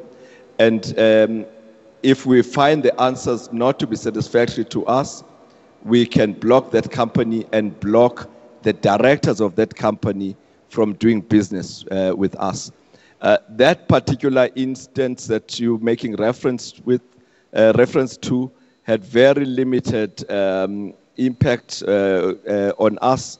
But what is important is to ensure that we do not allow anybody to be involved in fronting. So we do go out constantly to check out and assess, and where we find any entity to be fronting, we take it out from doing business with us. Thank you.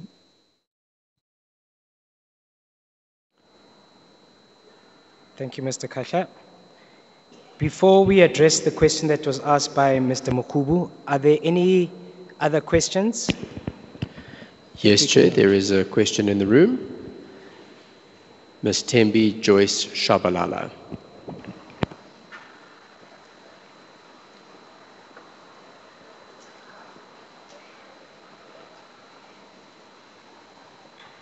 Can I go ahead? Thank you. Good day, everyone. I'm just speaking on behalf of my mother, who's one of the shareholders here. So in the PDF that is provided online, it speaks of the economic empowerment for the people of the Khanyisa story. And I suppose my question is just to perhaps clarify for maybe my mother and maybe other people here, what exactly the empowerment is and how they can be empowered besides the shares that they get on an annual basis, I believe. Yeah, just over and above that, how one can be emancipated. And I ask this because in the previous time that you were supposed to get the shares, SARS took away all the money that you were supposed to receive. And therefore, it defeats the purpose of empowering the people who are mostly pensioners, as I can see around the room. And when we do call and try to get answers, we don't really get anything either on email or even calling the Sasol representatives or consultants, and just so how we can move forward with that. And actually being able to say we are empowering the people in the room, more especially the ones who are pensioners and not working and do rely on this kind of money to move themselves forward in whichever way. Thank you.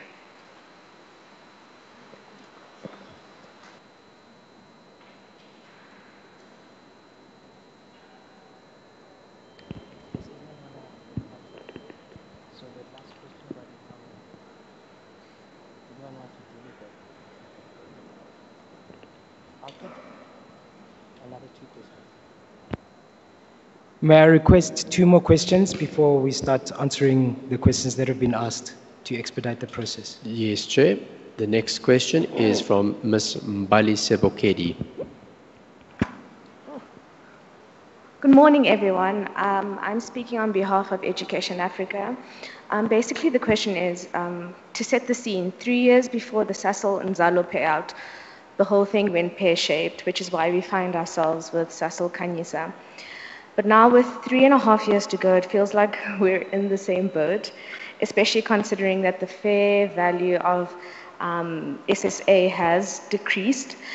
What guarantee do we have that at maturity we're going to be paid, or that the Sol B1 shares will be of value? As someone whose work is helping others, it's imperative that we don't lose out again, because it doesn't just impact us as an organization, it also impacts the communities that we serve. Thank you. Thank you.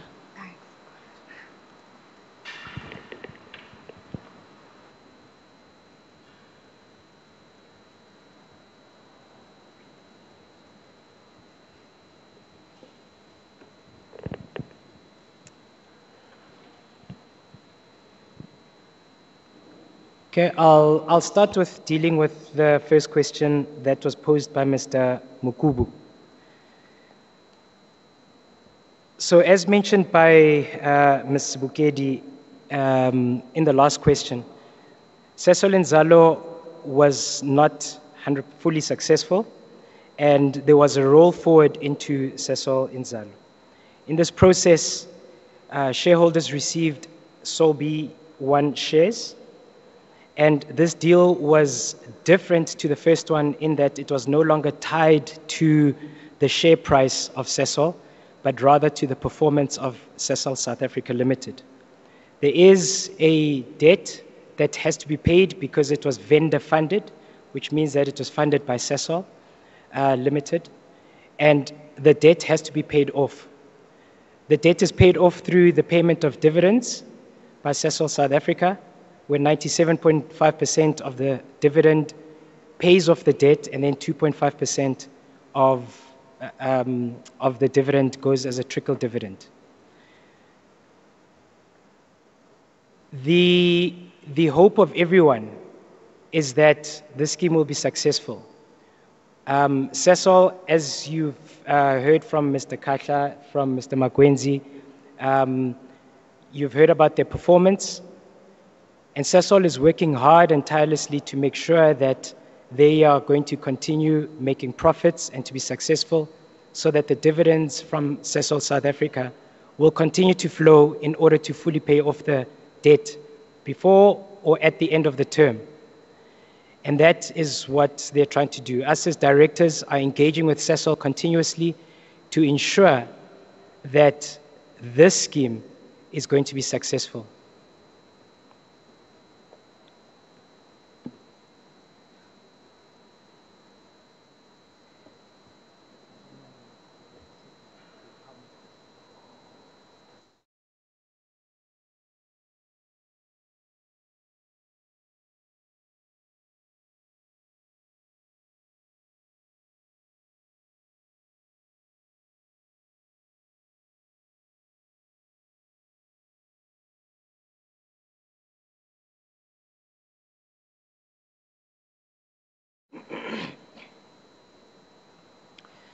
Dealing with the question from Ms. Shabalala,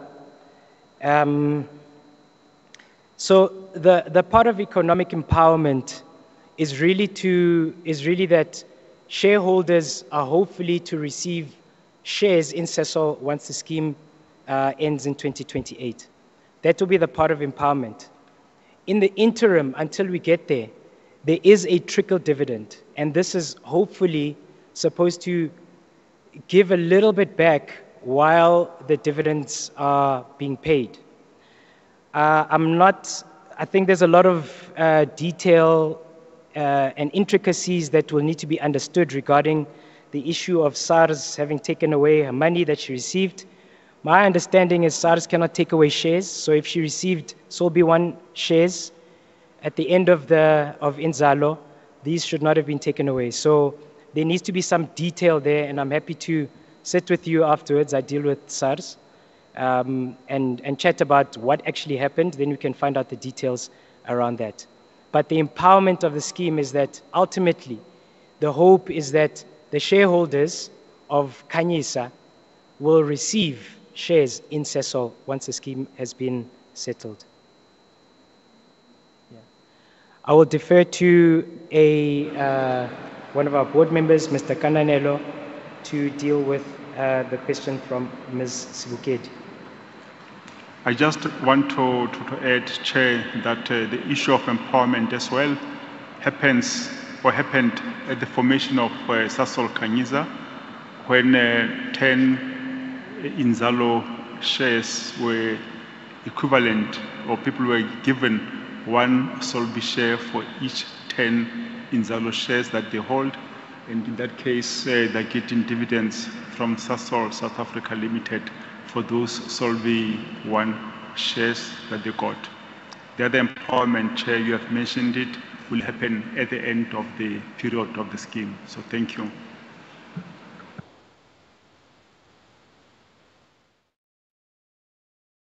I would also like to defer to Mr. Kenny Setson to answer a question. Thank you, Chair. Just a generic comment. I think empowerment is broader than just the share transaction. There are Sasol executives today who can speak more fully about all the empowerment initiatives that Sasol has in place and will continue to execute on.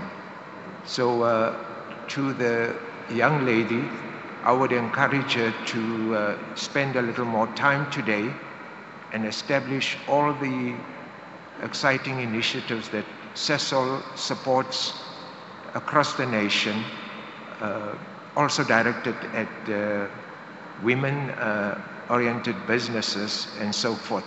So that would be my comment, that empowerment is beyond just the share transaction, but clearly the share transaction is important. Thank you. Thank you, Mr. Setson. I'll defer to Ms. Nonku Manyika, who will answer Ms. Sibukedi's question. Okay. Thank you, Chair. In terms of the fair value or the valuation of SSA, there's a numerous number of things that will impact that, and the biggest being carbon tax, which is essentially a legislation requirement. And Sasol is essentially seeking to engage with government around that, because they are looking to increase the carbon tax in the coming years, which will fundamentally impact how SSA operates essentially, and ultimately will impact on the transaction itself. So that is something that is essentially beyond our control, but it's something that we are engaging government in terms of the future of Sasol. That is something that essentially is a wide, South African issue, not necessarily limited to Sasol. So there has to be engagements, continuous engagements in terms of lobbying government around that and the impact that it could potentially have on SSA, South African broad, as well as Khanyisa as well. In terms of the future, with regards to the loan repayment, we are on track, but in terms of the fair value, we can't say at this point. It is something that we continuously look at on a year-by-year basis. Should there be changes in terms of the macros, as well as obviously the big looming carbon tax debate that's on the table.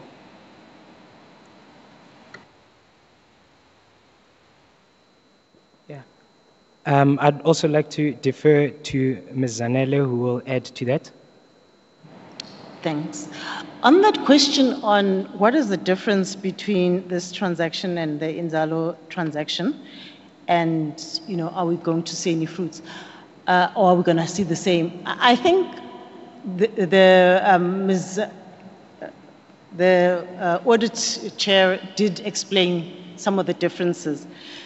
But I think what we need to also be very clear about and maybe explain was that when the Khanyisa transaction started, when it was put together, the carbon taxes had not been, they weren't legislated yet. So when the whole transaction was put together and all the estimations were done, this wasn't in. This has come in and is affecting then the valuation. So it was unpredicted and came after the effect. So I think this should also be taken into account, that this is why we are seeing now this devaluation or the change in the valuation, is that the carbon taxes have come in and they hadn't, at the time of 2018 when the transaction was put together, these were not around. So it was an unforeseen that has come into the picture. and that we now need to deal with.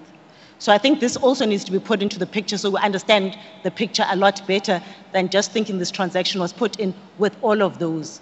Yes, there are other commodity prices do affect us, the chemical prices, the oil prices and all of those, but the impact of carbon taxes was not in and is quite impactful. Thanks. Thank you, Zanele.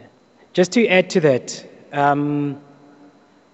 the question I suppose is that, what is Sasol doing about this? Because, carbon taxes are here now and there needs to be some action. And Sasol is doing something about it.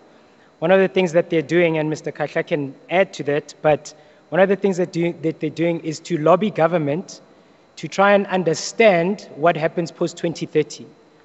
Because the current regime of carbon taxes with the allowances will stand until 2030. Post-2030 is an unknown for all of us. So what Sasol is doing is it's firstly sorting out internally with the operations, but then also lobbying government, because this is a significant game changer, not only for Sasol, but for South Africa at large, because South Africa is largely a coal country. So Sasol is doing something about it, and us as the board of Khanyisa are engaging with executive regularly to make sure that there is a plan that will make Sasol South Africa profitable and overcome this hurdle that's been placed upon us.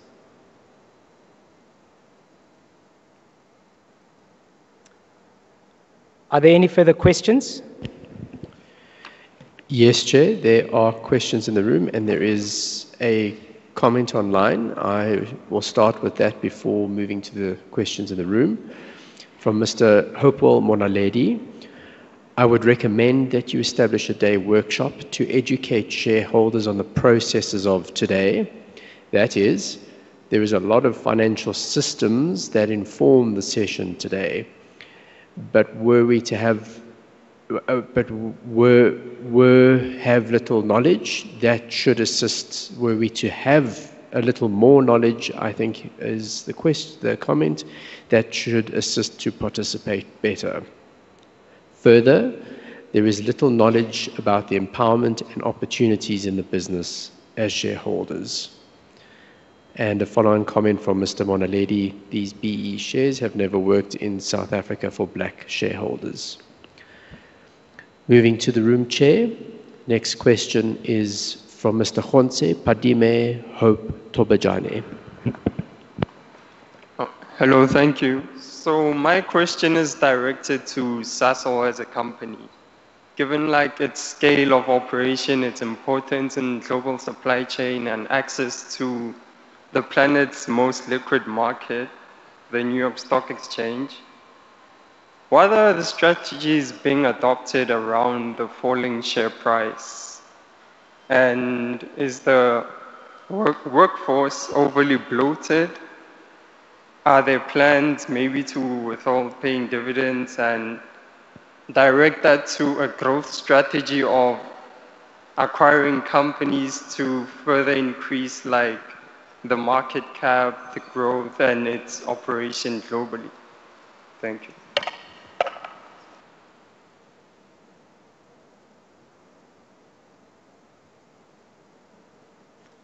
Okay, go ahead, Mr. Khanyisa. Thanks a lot. Sir, I think,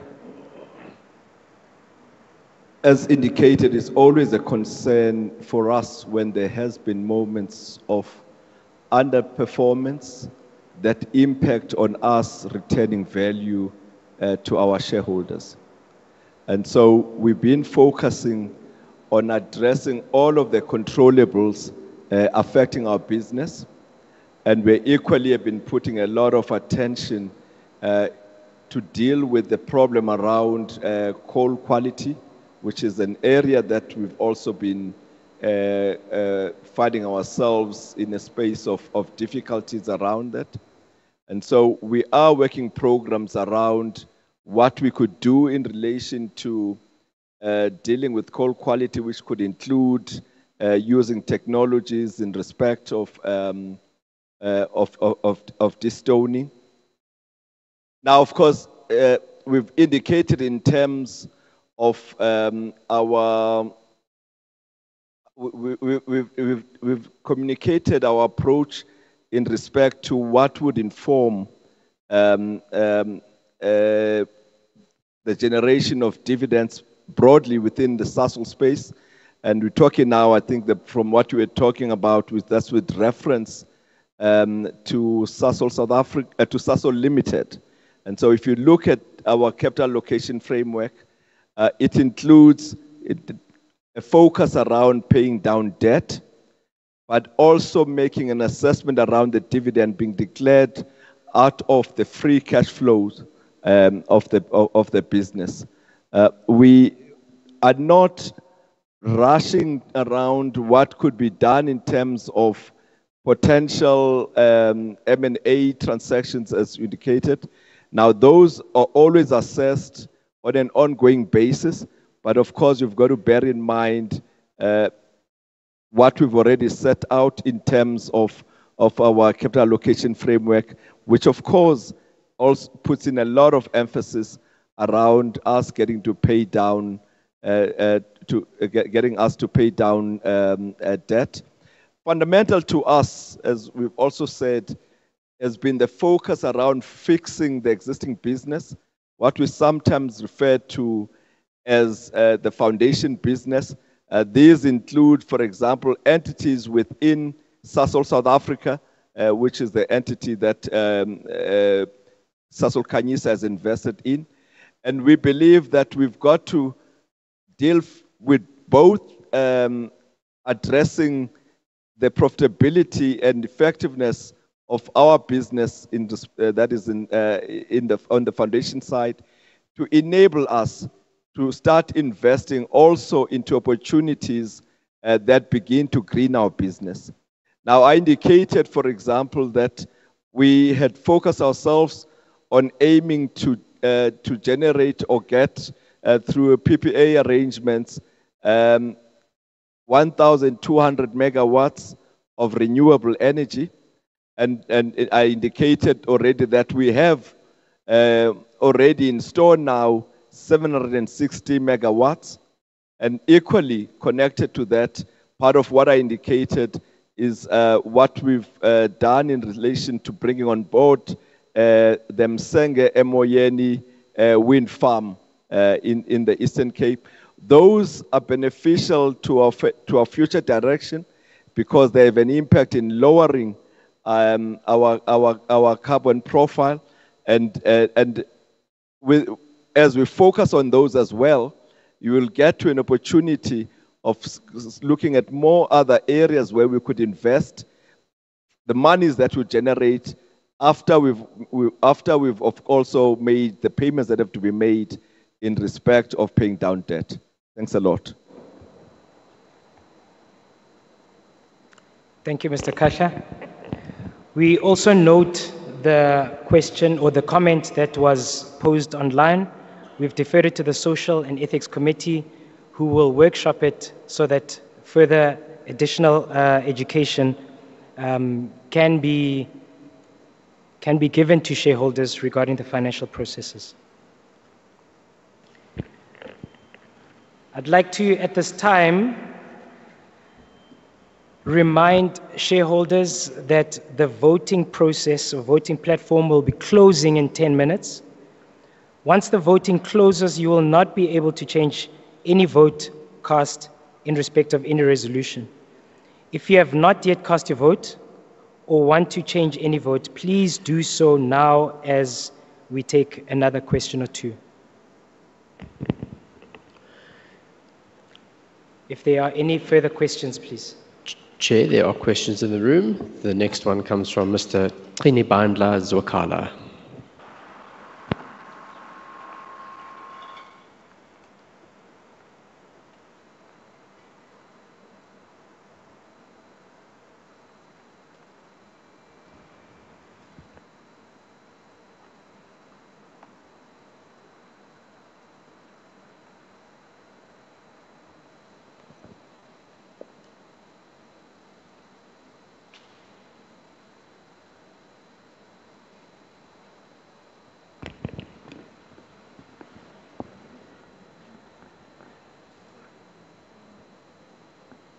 Chair, moving to the next question from Mr. Kolani Landu.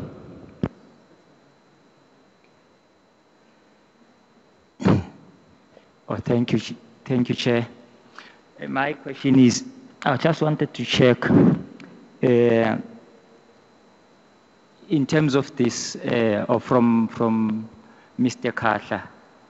I understand that before Sasol Khanyisa, there was Sasol Inzalo, and then the scheme did not work well, and then Sasol created Sasol Khanyisa.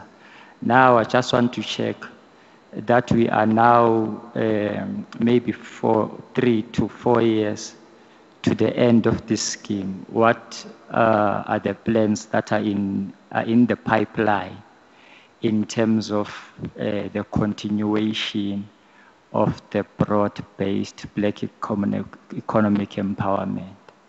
And also to check, just the next question is that the understanding of the pressures that are coming outside for Sasol, Sasol Limited or the Sasol, the big Sasol. Are there any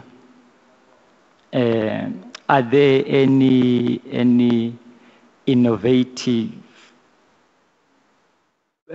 products besides burning coal into fuels and stuff? Because that one the world is turning against that. Are there any products that are in the pipeline or investments that are in the pipeline in order to keep Sasol continuing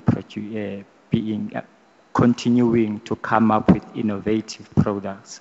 Then lastly, I just wanted to check on, I just forgot the name now, but from the gentleman that presented the financials, he spoke about the projections of paying down the vendor funding of the scheme. He said, according to the financials, the board there, in terms of the board, we are ahead of what we projected initially when the scheme began. And the balance of the loan is 4.9 billion rands. And the loan at the initial stage, it was 8-point-something billion. Then I just wanted to check, can he balance me there? How are we ahead?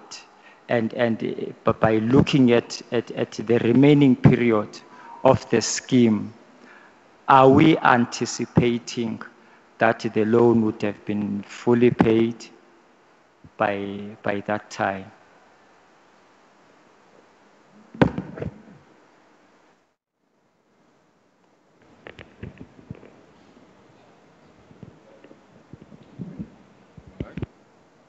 Thanks a lot, Chair. I think the first point, just to emphasize, we are deliberate around getting our foundation business, including Sasol South Africa, to operate at full potential. We want them to operate at full potential, not only just from a volume perspective, but particularly from a value perspective, that we want to be able, from these businesses that we have, to generate adequate free cash flow that enables us to provide returns to our shareholders.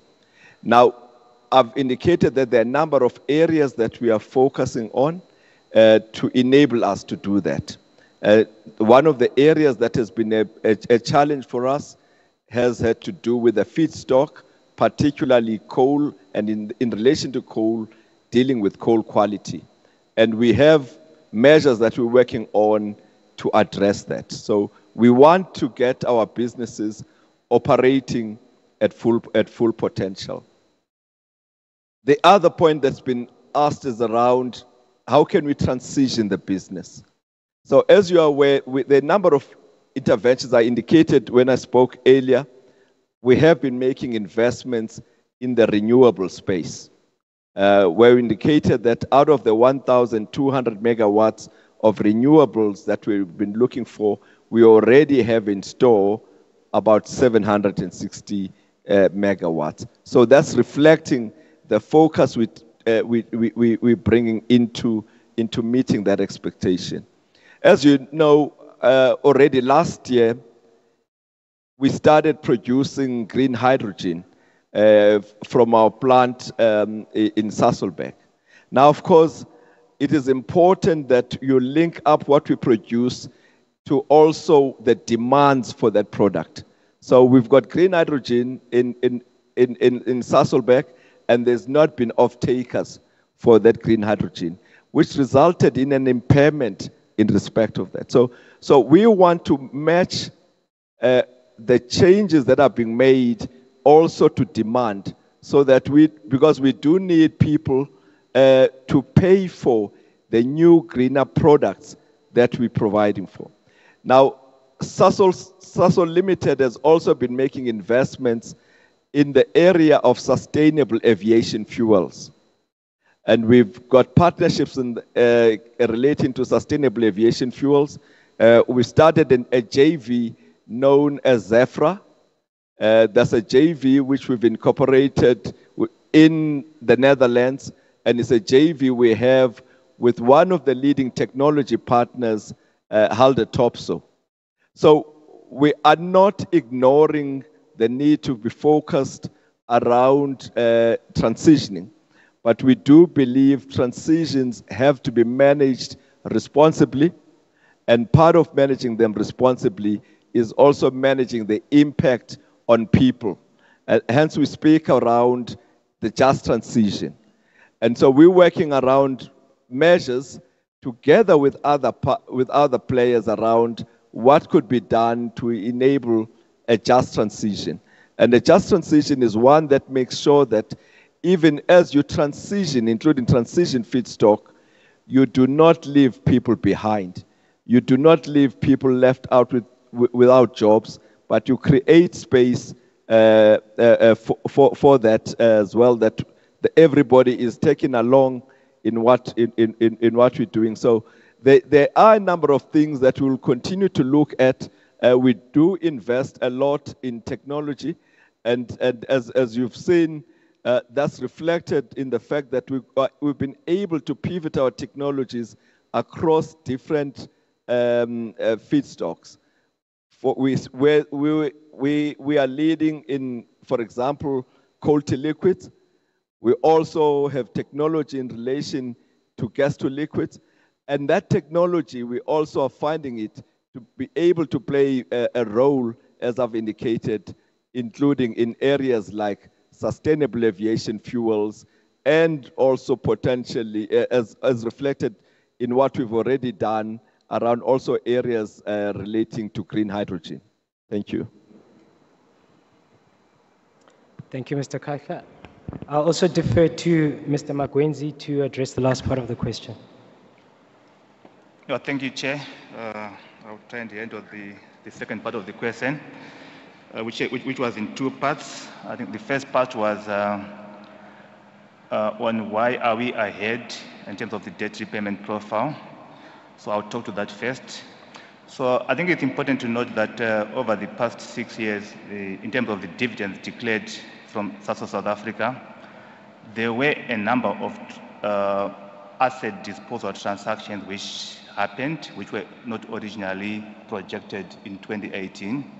So those transactions resulted in higher dividends being paid from Sasol South Africa, and then culminating in the debt repayments. And that has assisted in terms of where the debt balance is as of today, compared to what was originally projected. On the second part of the transaction, as to are we anticipating that the debt will be repaid in the next 4 years? I think quite a number of, we have already spoken a lot about the fact that the repayment is highly dependent on the ability of South Africa to generate free cash flows, which underpins the dividends declared thereof. And I think we can all acknowledge that there are a number of factors which can impact the free cash flow generation, part of which talks to the regulatory landscape, including the carbon tax environment that we have shared details on. Over and above that, the macroeconomic environment that we operate in also has got an impact on that ability to generate free cash flow. And because of all those elements which we can't predict with any certainty, it's difficult to say, to give any projections from here to the end of the transaction. However, it's important to emphasize that I think Sasol remains committed to the Sasol Khanyisa transaction, and a number of interventions are being explored to ensure that Sasol South Africa continue to run effectively and sustainably and to generate free cash flow, which then feeds into the transaction. Thank you. Thank you. Just going back to the comment that was online regarding general empowerment opportunities at Sasol. Sasol does have an ESD program, and some of the initiatives were highlighted in the video that was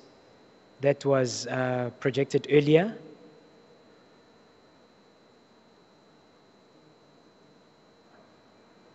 How to say something about those initiatives? And Khao will say a little bit more about some of the initiatives. Thank you, Khao.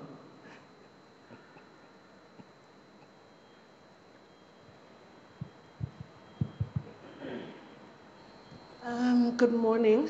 While I can't speak with full certainty around enterprise and supplier development, I can indicate that within the Sasol Foundation, we do have a ring-fenced bursary for the children of Khanyisa shareholders. And at the moment, we're currently in the process of shortlisting those beneficiaries.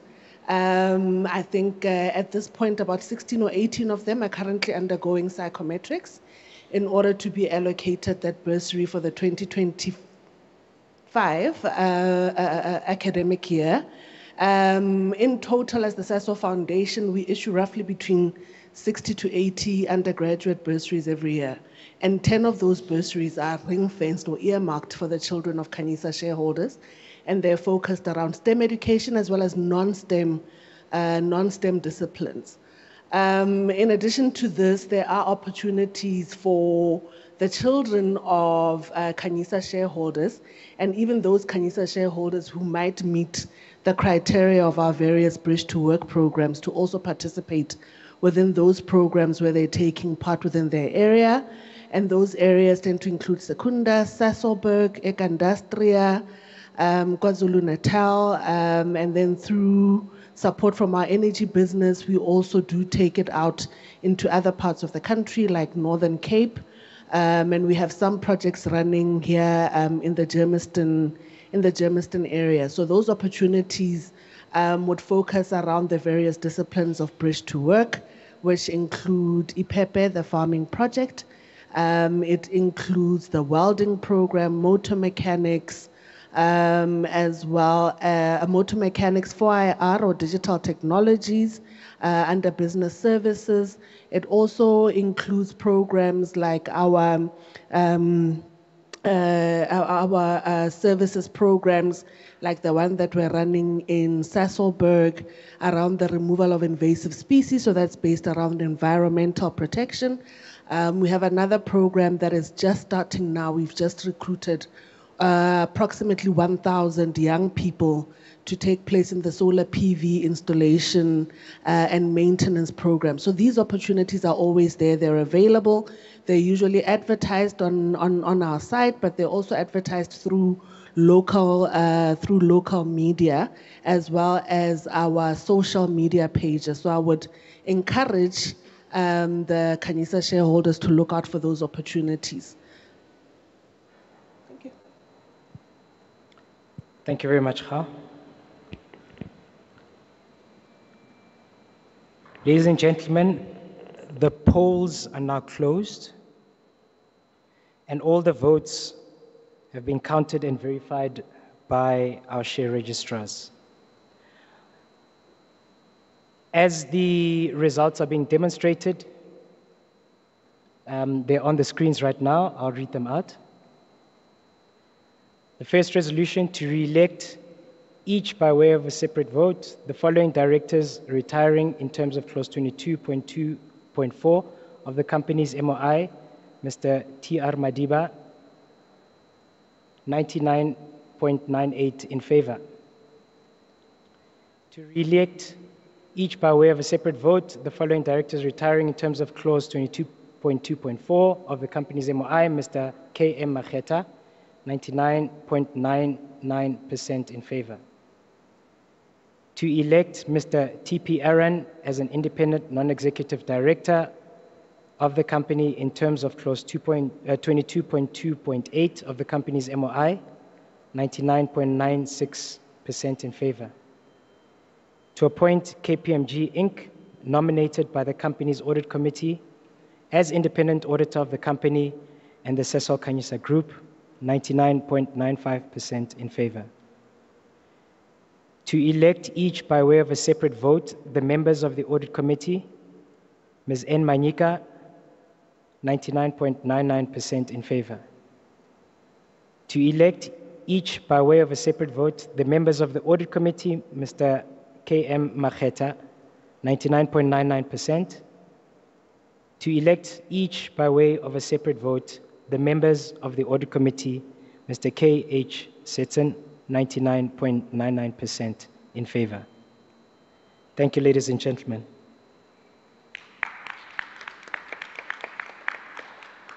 Ladies and gentlemen, before we close, I'd like to just give one or two more opportunities for further questions. This is your shareholder meeting, your AGM. So if there's any further questions, please ask them now before we close. Chair, there are a few questions in the room and online. The next question is from Ms. Mbali Sebokedi. Thank you.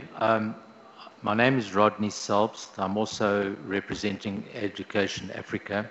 And just to add to the point raised by my colleague, Ms. Sebokedi, about the Nzalo scheme, I think there's a real concern that where we are now, we are uncertain about whether we'll be able to achieve the objectives.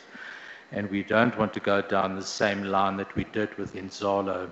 I think that would be highly detrimental for the black community.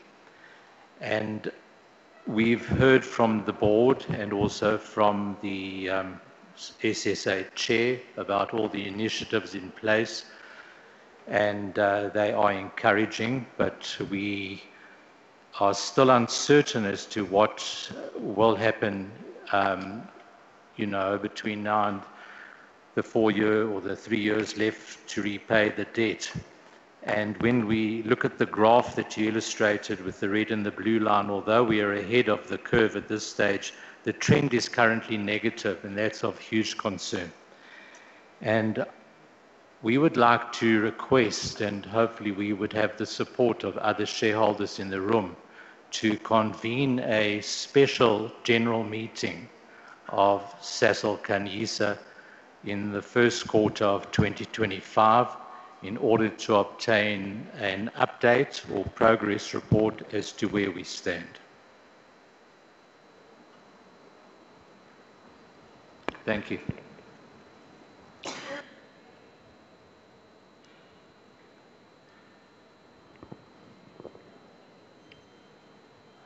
Are there any other questions? Next question, Chair, is from Mr. Marai Joseph Mako.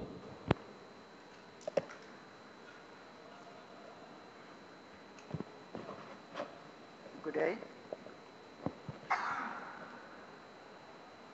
I have two questions, short ones. The first one is regarding the recently declared dividend, which was paid this October. Has it been included in the 4.9 billion debt balance, or is it regarded as a transaction after the reporting date? My second question is, given the difference between Inzalo and Khanyisa, the unwinding of the Sasol Khanyisa will result in the shareholders receiving shares from Sasol Limited. I think that would be the sole B1 shares. Meaning that we will be back to the Inzalo era. Would there be an opportunity to decide to stay with Sasol South Africa and not move to Sasol Limited? Thanks.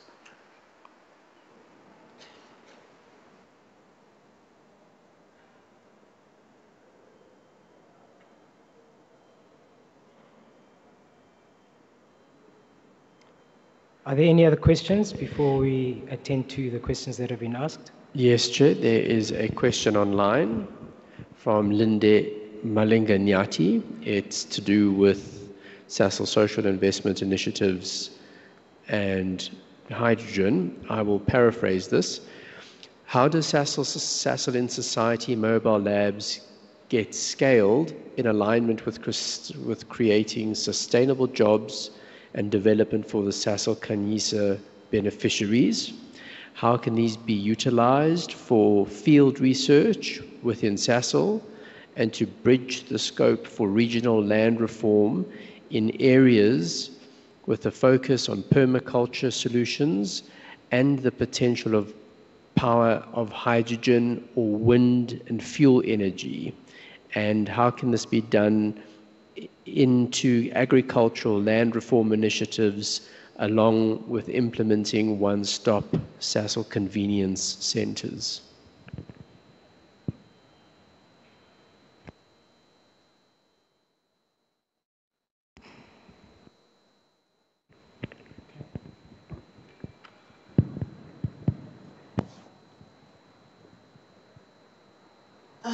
Thank you, Chair. I'll address the last question. Every single initiative within the Sasol Foundation, and more so within our social impact focus areas, has a very distinct intent behind what it is that we want to achieve. Sasol's mobile labs are primarily there to augment the lack of science or science and chemistry labs within schools. They are targeted at young children at a high school level to assist in terms of practical experiments that they need in order for them to be able to pass their curriculum and get practical experience in terms of how the experiments they're supposed to conduct are enabled.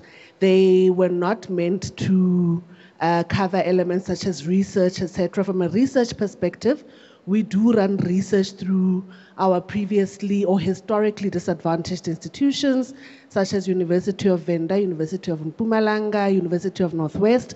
All of those universities, we support them through postgraduate research. And that postgraduate research, for instance, includes elements such as hydrogen, other alternative or renewable energy research, which is what we've introduced in the last 3 years in partnership with the NRF. But over and above that, we have our group technology departments here who partner with all the major universities around the country to conduct the research that's being indicated. In terms of land reform, that has not really been our focus in terms of enabling land reform. At the University of Mpumalanga, we are looking at research at a postgraduate level in terms of supporting the agricultural space. But I can't really speak to whether we'd ever get involved in the land reform space. Thank you. Thank you, Khao. For the question by Ms. Mako, Mr. Mako, is it, I think? I'll defer to Mr. Magwenzi, who will answer the question. Thank you, Chair, and thank you, Mr. Mako, for that question. So I'll answer the first part, which talks to whether the 4.9 billion includes the dividend that was paid in October. So the balance that we shared of 4.9 billion is as of 30 June 2024. So it only takes into account dividends that were declared and paid by that date. So the dividends that were declared in October 2024 will only reflect as repayments in the next update. Thank you. Thank you. In terms of the Khanyisa shares, at the end of the empowerment period, they should basically roll up to Sol B1 shares, and that basically is holding shares in Sasol Limited itself, not necessarily Sasol South Africa. Thank you. Thank you. With the comment raised by, I'll come to your question now. Let me just respond to the first question that was asked by Education Africa. With that question, it is a serious question. We've noted it, and we'll discuss it at the following board meeting, and we'll engage with other shareholders, and we will consider it strongly in terms of the MOI and all the processes. But we are taking it seriously. It is a valid comment, and we'll definitely discuss it and consider it. Thank you. I think I saw another question.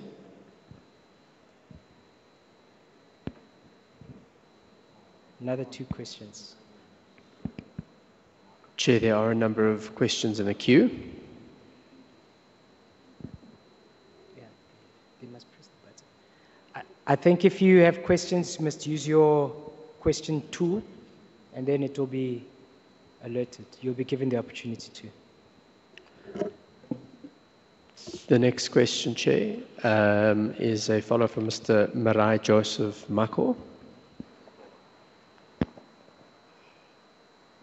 Yeah, thank you, Chair. Regarding the answer that I got, that the Khanyisa will be unwound to the Sasol Limited shares.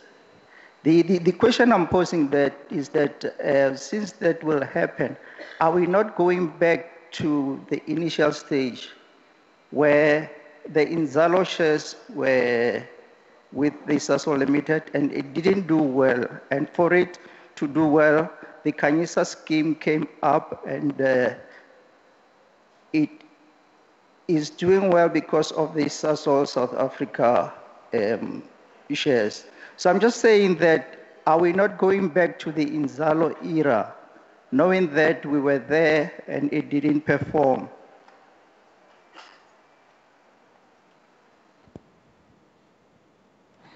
Thank you. Can I just ask other questions first before we answer? I saw other questions. Are there other questions that you can take before we answer? Next question, Chair, comes from Ezekiel Skomfana Mokubu.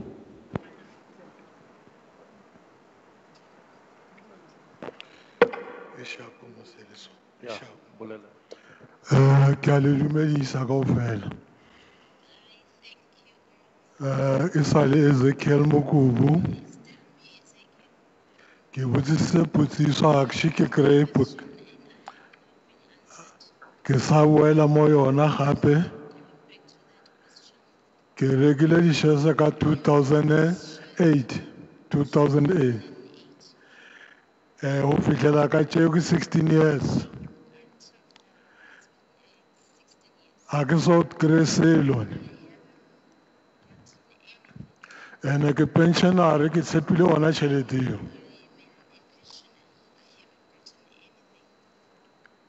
Ke kopela karabo mo lona. Thank you.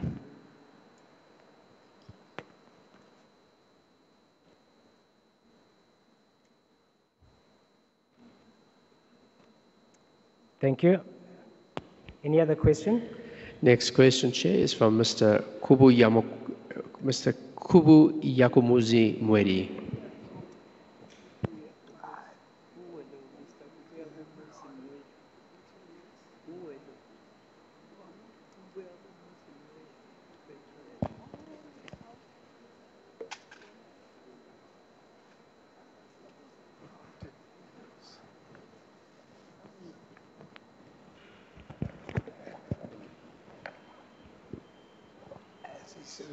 Your microphone is open, sir.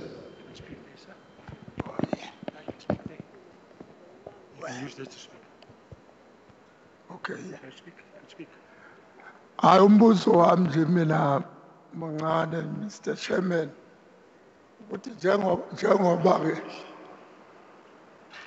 njengoba sikukhanyisa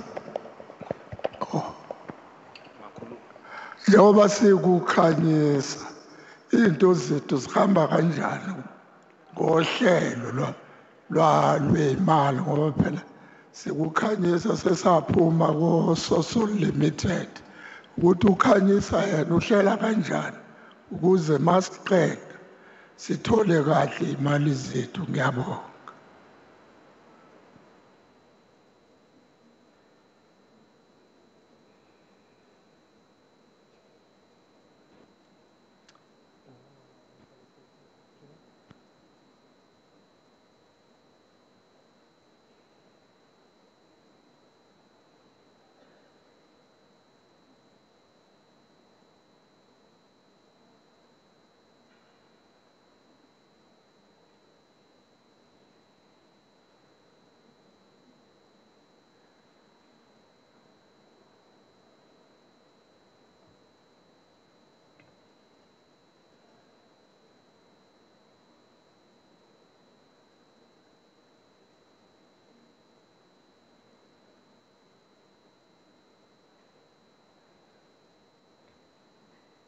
Thank you. Just to address Tate Mukubu's question. So after Inzalo, there should have been Sol B1 shares given to the shareholders, one for every 10 that you had. In the interim now, from when Khanyisa started, there has been a trickle dividend of 2.5%, reason being that the majority of it, 97.5%, needs to be paid to limited to pay off the debt that we have.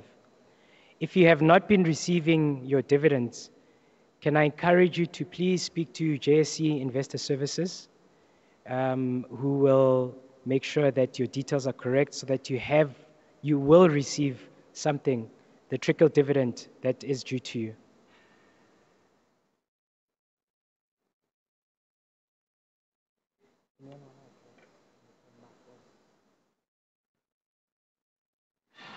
Defer to Ms. Nonkululeko to address Mr. Mako's question. Okay, thank you. At the end of Inzalo, when that scheme ended, particularly if you were part of public, you should have gotten shares, which were Solbi shares, and you should have also gotten a dividend. So I think it would be prudent to go to Investor Services to find out what's happening there. And then in terms of, you're saying that the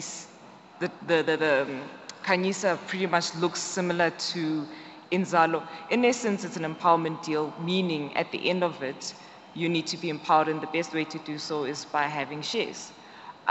So because Inzalo didn't work out as intended, because it was linked to share price, it was then restructured, rolled over into a new transaction, which was listed, which was linked to SSA and cash flows, meaning a better structure in terms of payment of debt. So at the end of it, you should be getting Sol B1 shares and dividend as well. And I don't know if you'd like to add. Okay, all right, thanks. Thank you. To try and address Mr. Mweli's question, so in terms of how Khanyisa is doing, so currently as we stand, we are ahead of the curve for paying off the debt. We've got 4.9 billion left to pay off the debt. We still have until 2028 to complete paying off this debt. And Sasol is trying its best to ensure that the operations do well so that we can pay off the debt. I think that's as much as I can say about that right now, other than all the reports that have gone before us. Can I give an opportunity for one more question and then we close? One more. Yes. Next question, Chair, is from Oderire Monaledi. Hi. In terms of the Sasol Khanyisa transaction, we've been hearing about all sorts of wonderful things that Sasol is trying to be able to improve their operations on, like procuring energy from renewable energy from independent power producers. And I was wondering if there's anything from an operational and technical perspective that Sasol Khanyisa contributes to Sasol, or are we just a holding company and a bit of admin so they can be a BE contributor? That's it, thanks.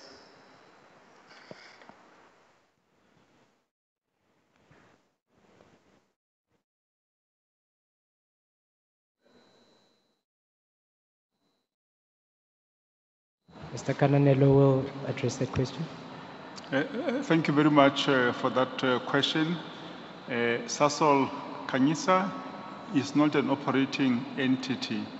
It is an empowerment scheme, and we hold shares as Khanyisa in Sasol South Africa, which is the operating entity and house all the cash generating operations of Sasol Limited.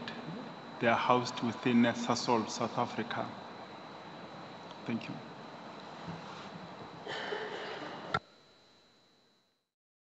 Thank you.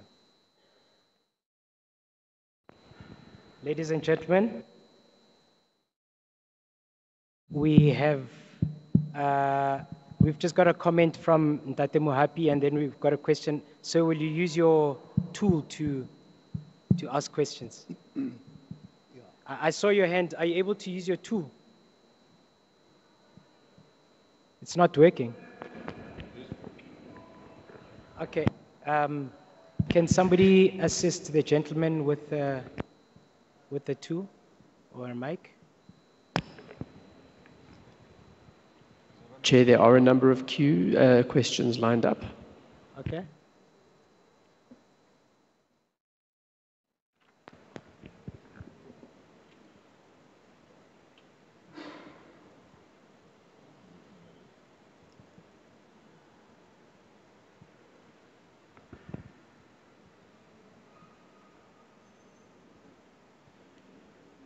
In the meantime, Mr. Mohapi would like to say something. Thank you, Chairperson. I have a very strong feeling that we have challenges of languages here. There's definitely a language barrier, Chairperson. And when you listen to Ntate Mukubu and Ubaba Mweli, I think we need to make it easier for them to understand exactly what the process is going to be. When you start talking about saying you have not been receiving anything ever since, and you don't even understand the change from Sasol Inzalo to Sasol Khanyisa, you can tell that there's that desperation in their tones. And maybe we need to address them in Sesotho, in Zulu, just so when they live here, they know exactly where to get some of these services that they are looking for. Ntate Mukubu, re na le ditshebeletso through you, Chair, if you allow me to.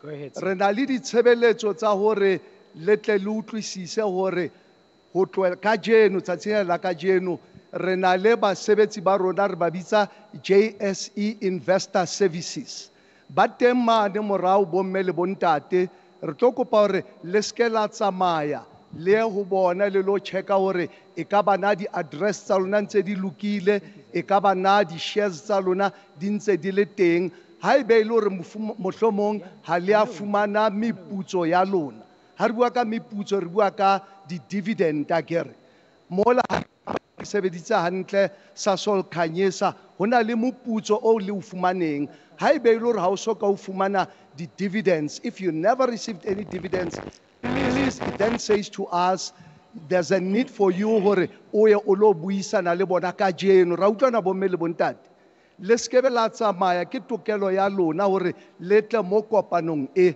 re bitsa annual general meeting hobane re batla ho utlwa maikutlo a lona le le di-shareholders ke lona le bolokileng mo akere. So re tlo kopa hore pele le tsamaya kajeno a re yeng mane morao ba tla le thusa, ho na le di-desk, ho na le bomme le bontate ba bua Sesotho le Sezulu ra utlwana. Le ba hlalosetse maemo a lona le bone hore ka bana ntho tsa lona ntse di eme hantle e ka bana le ntse le le teng mane di-recordeng tsa bona ra utlwana bomme le bontate. Siyazwana baba Mweli, siyocela ukuthi before nihamba namhla siyacela hambani niye laphana emva kunama-desk ukuthi niye niyokhulumisana ne-JSE Investor Services bazonceda ukuthi babheke ukuthi niwathathelile ama-dividend wenu nikhona kuma-register wethu nilungise ama-address wenu lelona kaofela bomme le bontate. It's your responsibility. And this is what the directors have been saying at the meeting to say, what is your role? Yours, it's simple. You put in monies, but you are not telling us when you have changed your address, your residential address. You did not tell us when you changed your cellular. You did not tell us when you changed your banking details, for an example. Today, it is an opportunity for you to go to our service desk at the back today. They are here physically. They'll talk to you face to face so that you can update all your details, your new banking details, your new cellular, your new home address. Please tell us today so that we know how to reach you tomorrow, so that we know how to pay the dividends to you. Rautwana bomme le bontate. So please ke maikarabelo a rona ilungelo lenu lokuthi nina niye laphana emva nilungise ukuthi isimo senu sisase right na. Siyazwana bobaba nabomama. Re a leboha. Thank you, Chairperson. I think we've got one more question from the gentleman. I hope you fixed your device.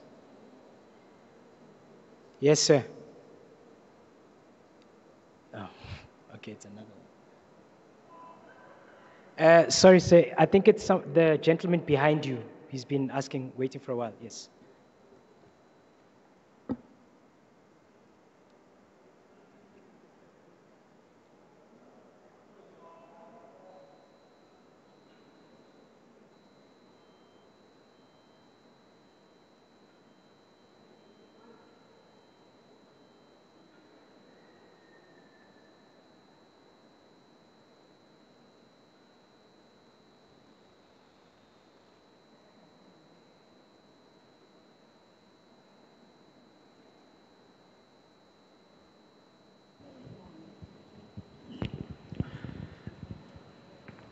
Mr. Khosa, your Yebo, microphone is yebo, open. yebo, Baba Xhosa. Ngiyabonga kakhulu, ladies and gentlemen, to wonke ama-shareholders Sasol Khanyisa. The booklet of the financial report, the layout is friendly to the eye. Big up to Sasol Khanyisa, directors and management. I am happy with the loan repayment currently at about 4.9 billion rand. The next 4 years is crucial when the fund winds up. I hope we will whittle down the loan repayment to 2.2 billion rand because the loan repayment is subject to Khanyisa receiving dividends from SSA. So we know dividend payment is not guaranteed. So far I'm happy and I'm positive that in 4 years' time, we could whittle it down to at least 2 billion because paying dividend, it's a hefty exercise. But generally, I'm happy. Thank you very much. Thank you, sir.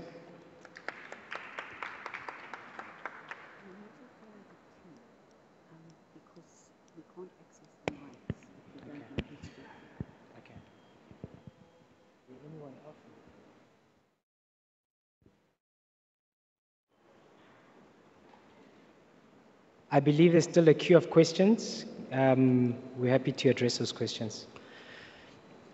Thank you, Chair. Next question is from Mr. Michael Mlungisi Dladla. Thanks, Chair.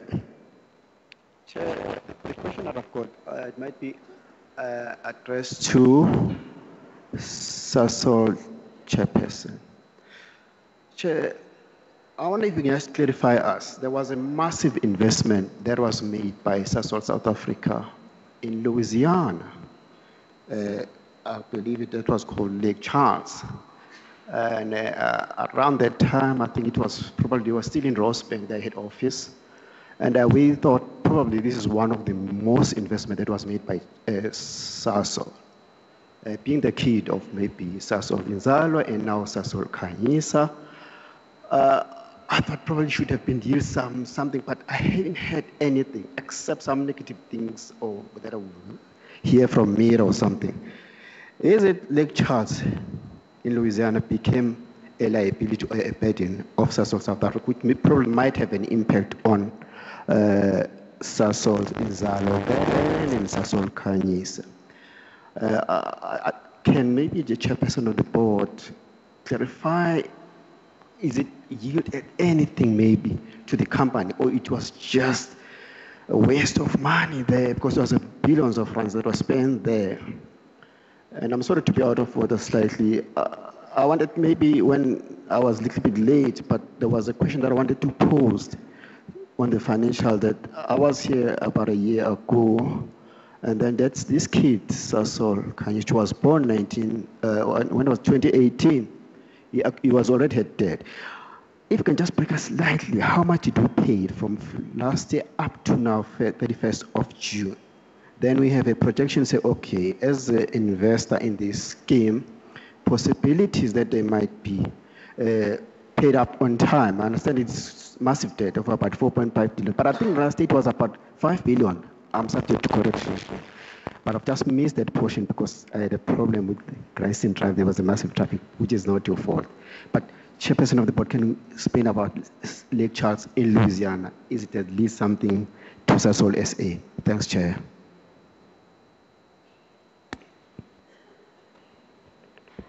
Thanks a lot, Mr. Dladla.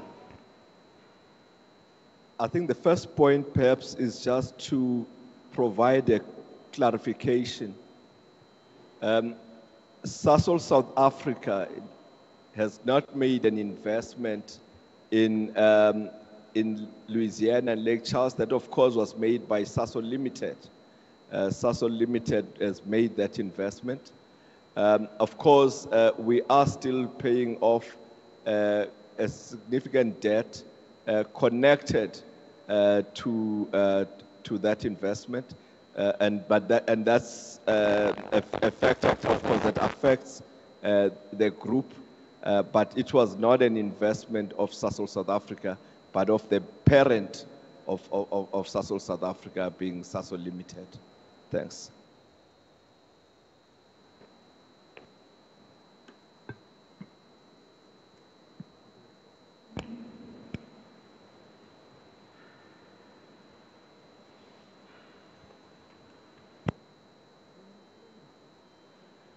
Can we get the next questions, please? Next question is from Mr. Kolani Landu. Thanks, Chair. But this one I'm asking while also welcome if it was answered. But I posed a question earlier on that was asking from Mr. Khahla as to, we understand Sasol Khanyisa emanated from the end of Sasol Inzalo. Now, my question said to Mr. Khahla, is there anything in the pipeline that will be similar to Sasol Inzalo, Sasol Khanyisa when this scheme ends in 2018? But Mr. Khahla didn't respond to this question. He only responded to other questions and left this one alone.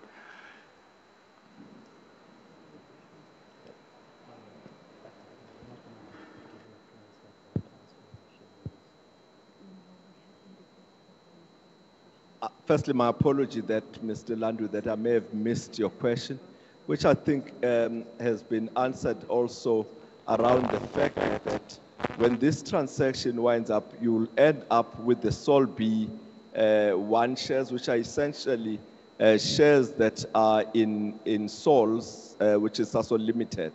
That's what would happen at the end of this transaction, all things being equal. That is the debt, which is the loan that there's been reference to, that's being paid, which is the vendor loan that's provided by Sasol, having been paid. So that's what would happen in relation to this.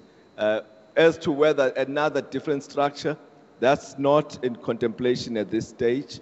What is in contemplation is to make sure that Sasol South Africa generates sufficient cash flows to return dividends to the shareholders of Sasol South Africa, which are Sasol Khanyisa as well as Sasol Limited.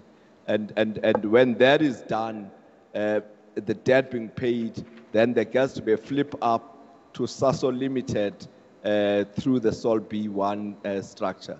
Thank you.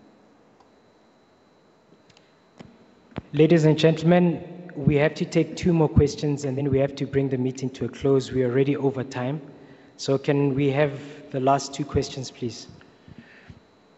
Thank you, Chair. The next question is from Mr. Qinibandla Zokala.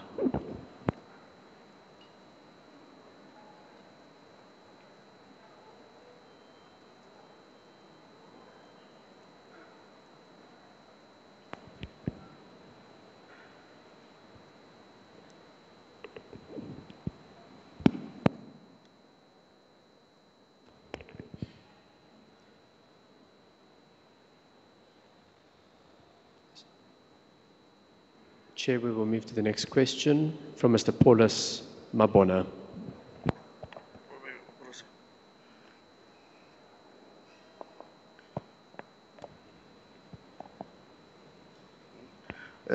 Good day, everyone. I'm speaking on behalf of my father here, Mr. Mabona. Thank you for the update, financials, and all. But my issue is one, I don't know if you've taken that into consideration, that most of the members here, it's pensioners. The issue that I see out of all this meeting, we have a problem with communication lines. Thank you if you introduced the WhatsApp line, but I still think the communication line, it's a problem. The lady, I just forgot her name, she spoke about the empowerments, the bursaries, the grandchildren of most of the pensioners here. They don't know about that. And you cannot say you're advertising on newspapers. That media is falling apart. Why don't you talk on the media in terms of radios? Because most of these pensioners, they listen more to radios than reading the actual city press or whatever paper that it is.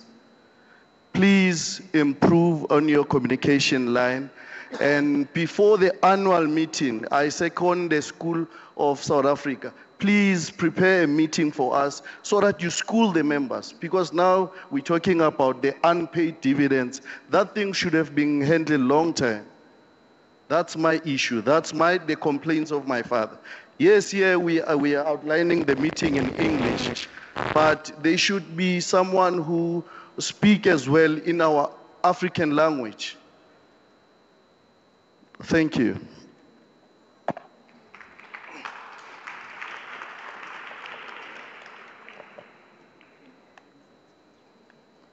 Thank you, Mr. Kananel. Thank you very much for that question. But above all, the question itself has a suggestion in terms of how to resolve the challenge. As part of our mandate in social and a committee that I chair, we look at the communication strategy and interactions with the shareholders during the term, and even at the AGM as well.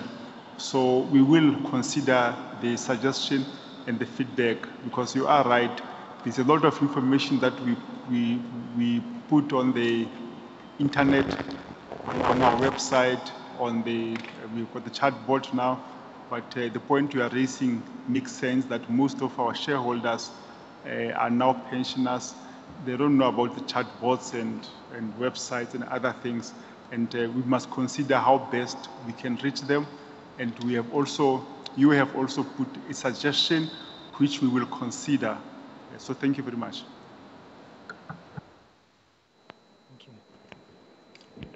Thank you, Mr. Khanyisa. Chair, I get the impression that there's also been some misunderstanding which has impacted the language. And I think the points that have been raised around further communication, around maybe you could use even things like radio, I think those will have to be taken on board. But I understand that people seemingly have not been aware that the devices also provide for simultaneous translation.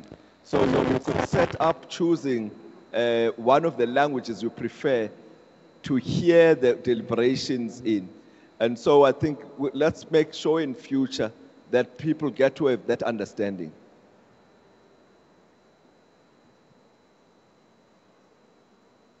Thank you, ladies and gentlemen. Ladies and gentlemen, we sincerely thank you for your continued support, confidence, and trust, and for attending our 7th annual general meeting. Rest assured that we want Sasol Khanyisa transaction to be sustainable and successful. It is in everyone's best interest that it is. I would like to remind shareholders to immediately advise JSE Investor Services should your contact or banking details have changed. This is to ensure that we can communicate with you and process any dividend payments. Should you not have received dividend payments, please contact the JSE Investor Services to update your banking details. As Mr. Mohapi said, they're right at the back. They're available to speak to you face to face so that you can correct your details. I'd also like to ask for your assistance in sharing this information with any family members, friends, or people in your community that may also be Sasol Khanyisa public shareholders. Please ensure that you hand in your voting keypads and translation handsets and receivers before you exit the venue. From myself and the directors, we hope that you remain safe and healthy and look forward to seeing all of you at the next year's annual general meeting. Please remember to visit the Sasol Foundation Education Bridge to Work Skills Program exhibitions and JSE Investor Services Walk-in Center. We will be around for any of those whose questions were not answered. We'll be able to engage with you during the lunch after the session if you didn't get any of your questions answered. I now declare the meeting closed. Thank you, ladies and gentlemen.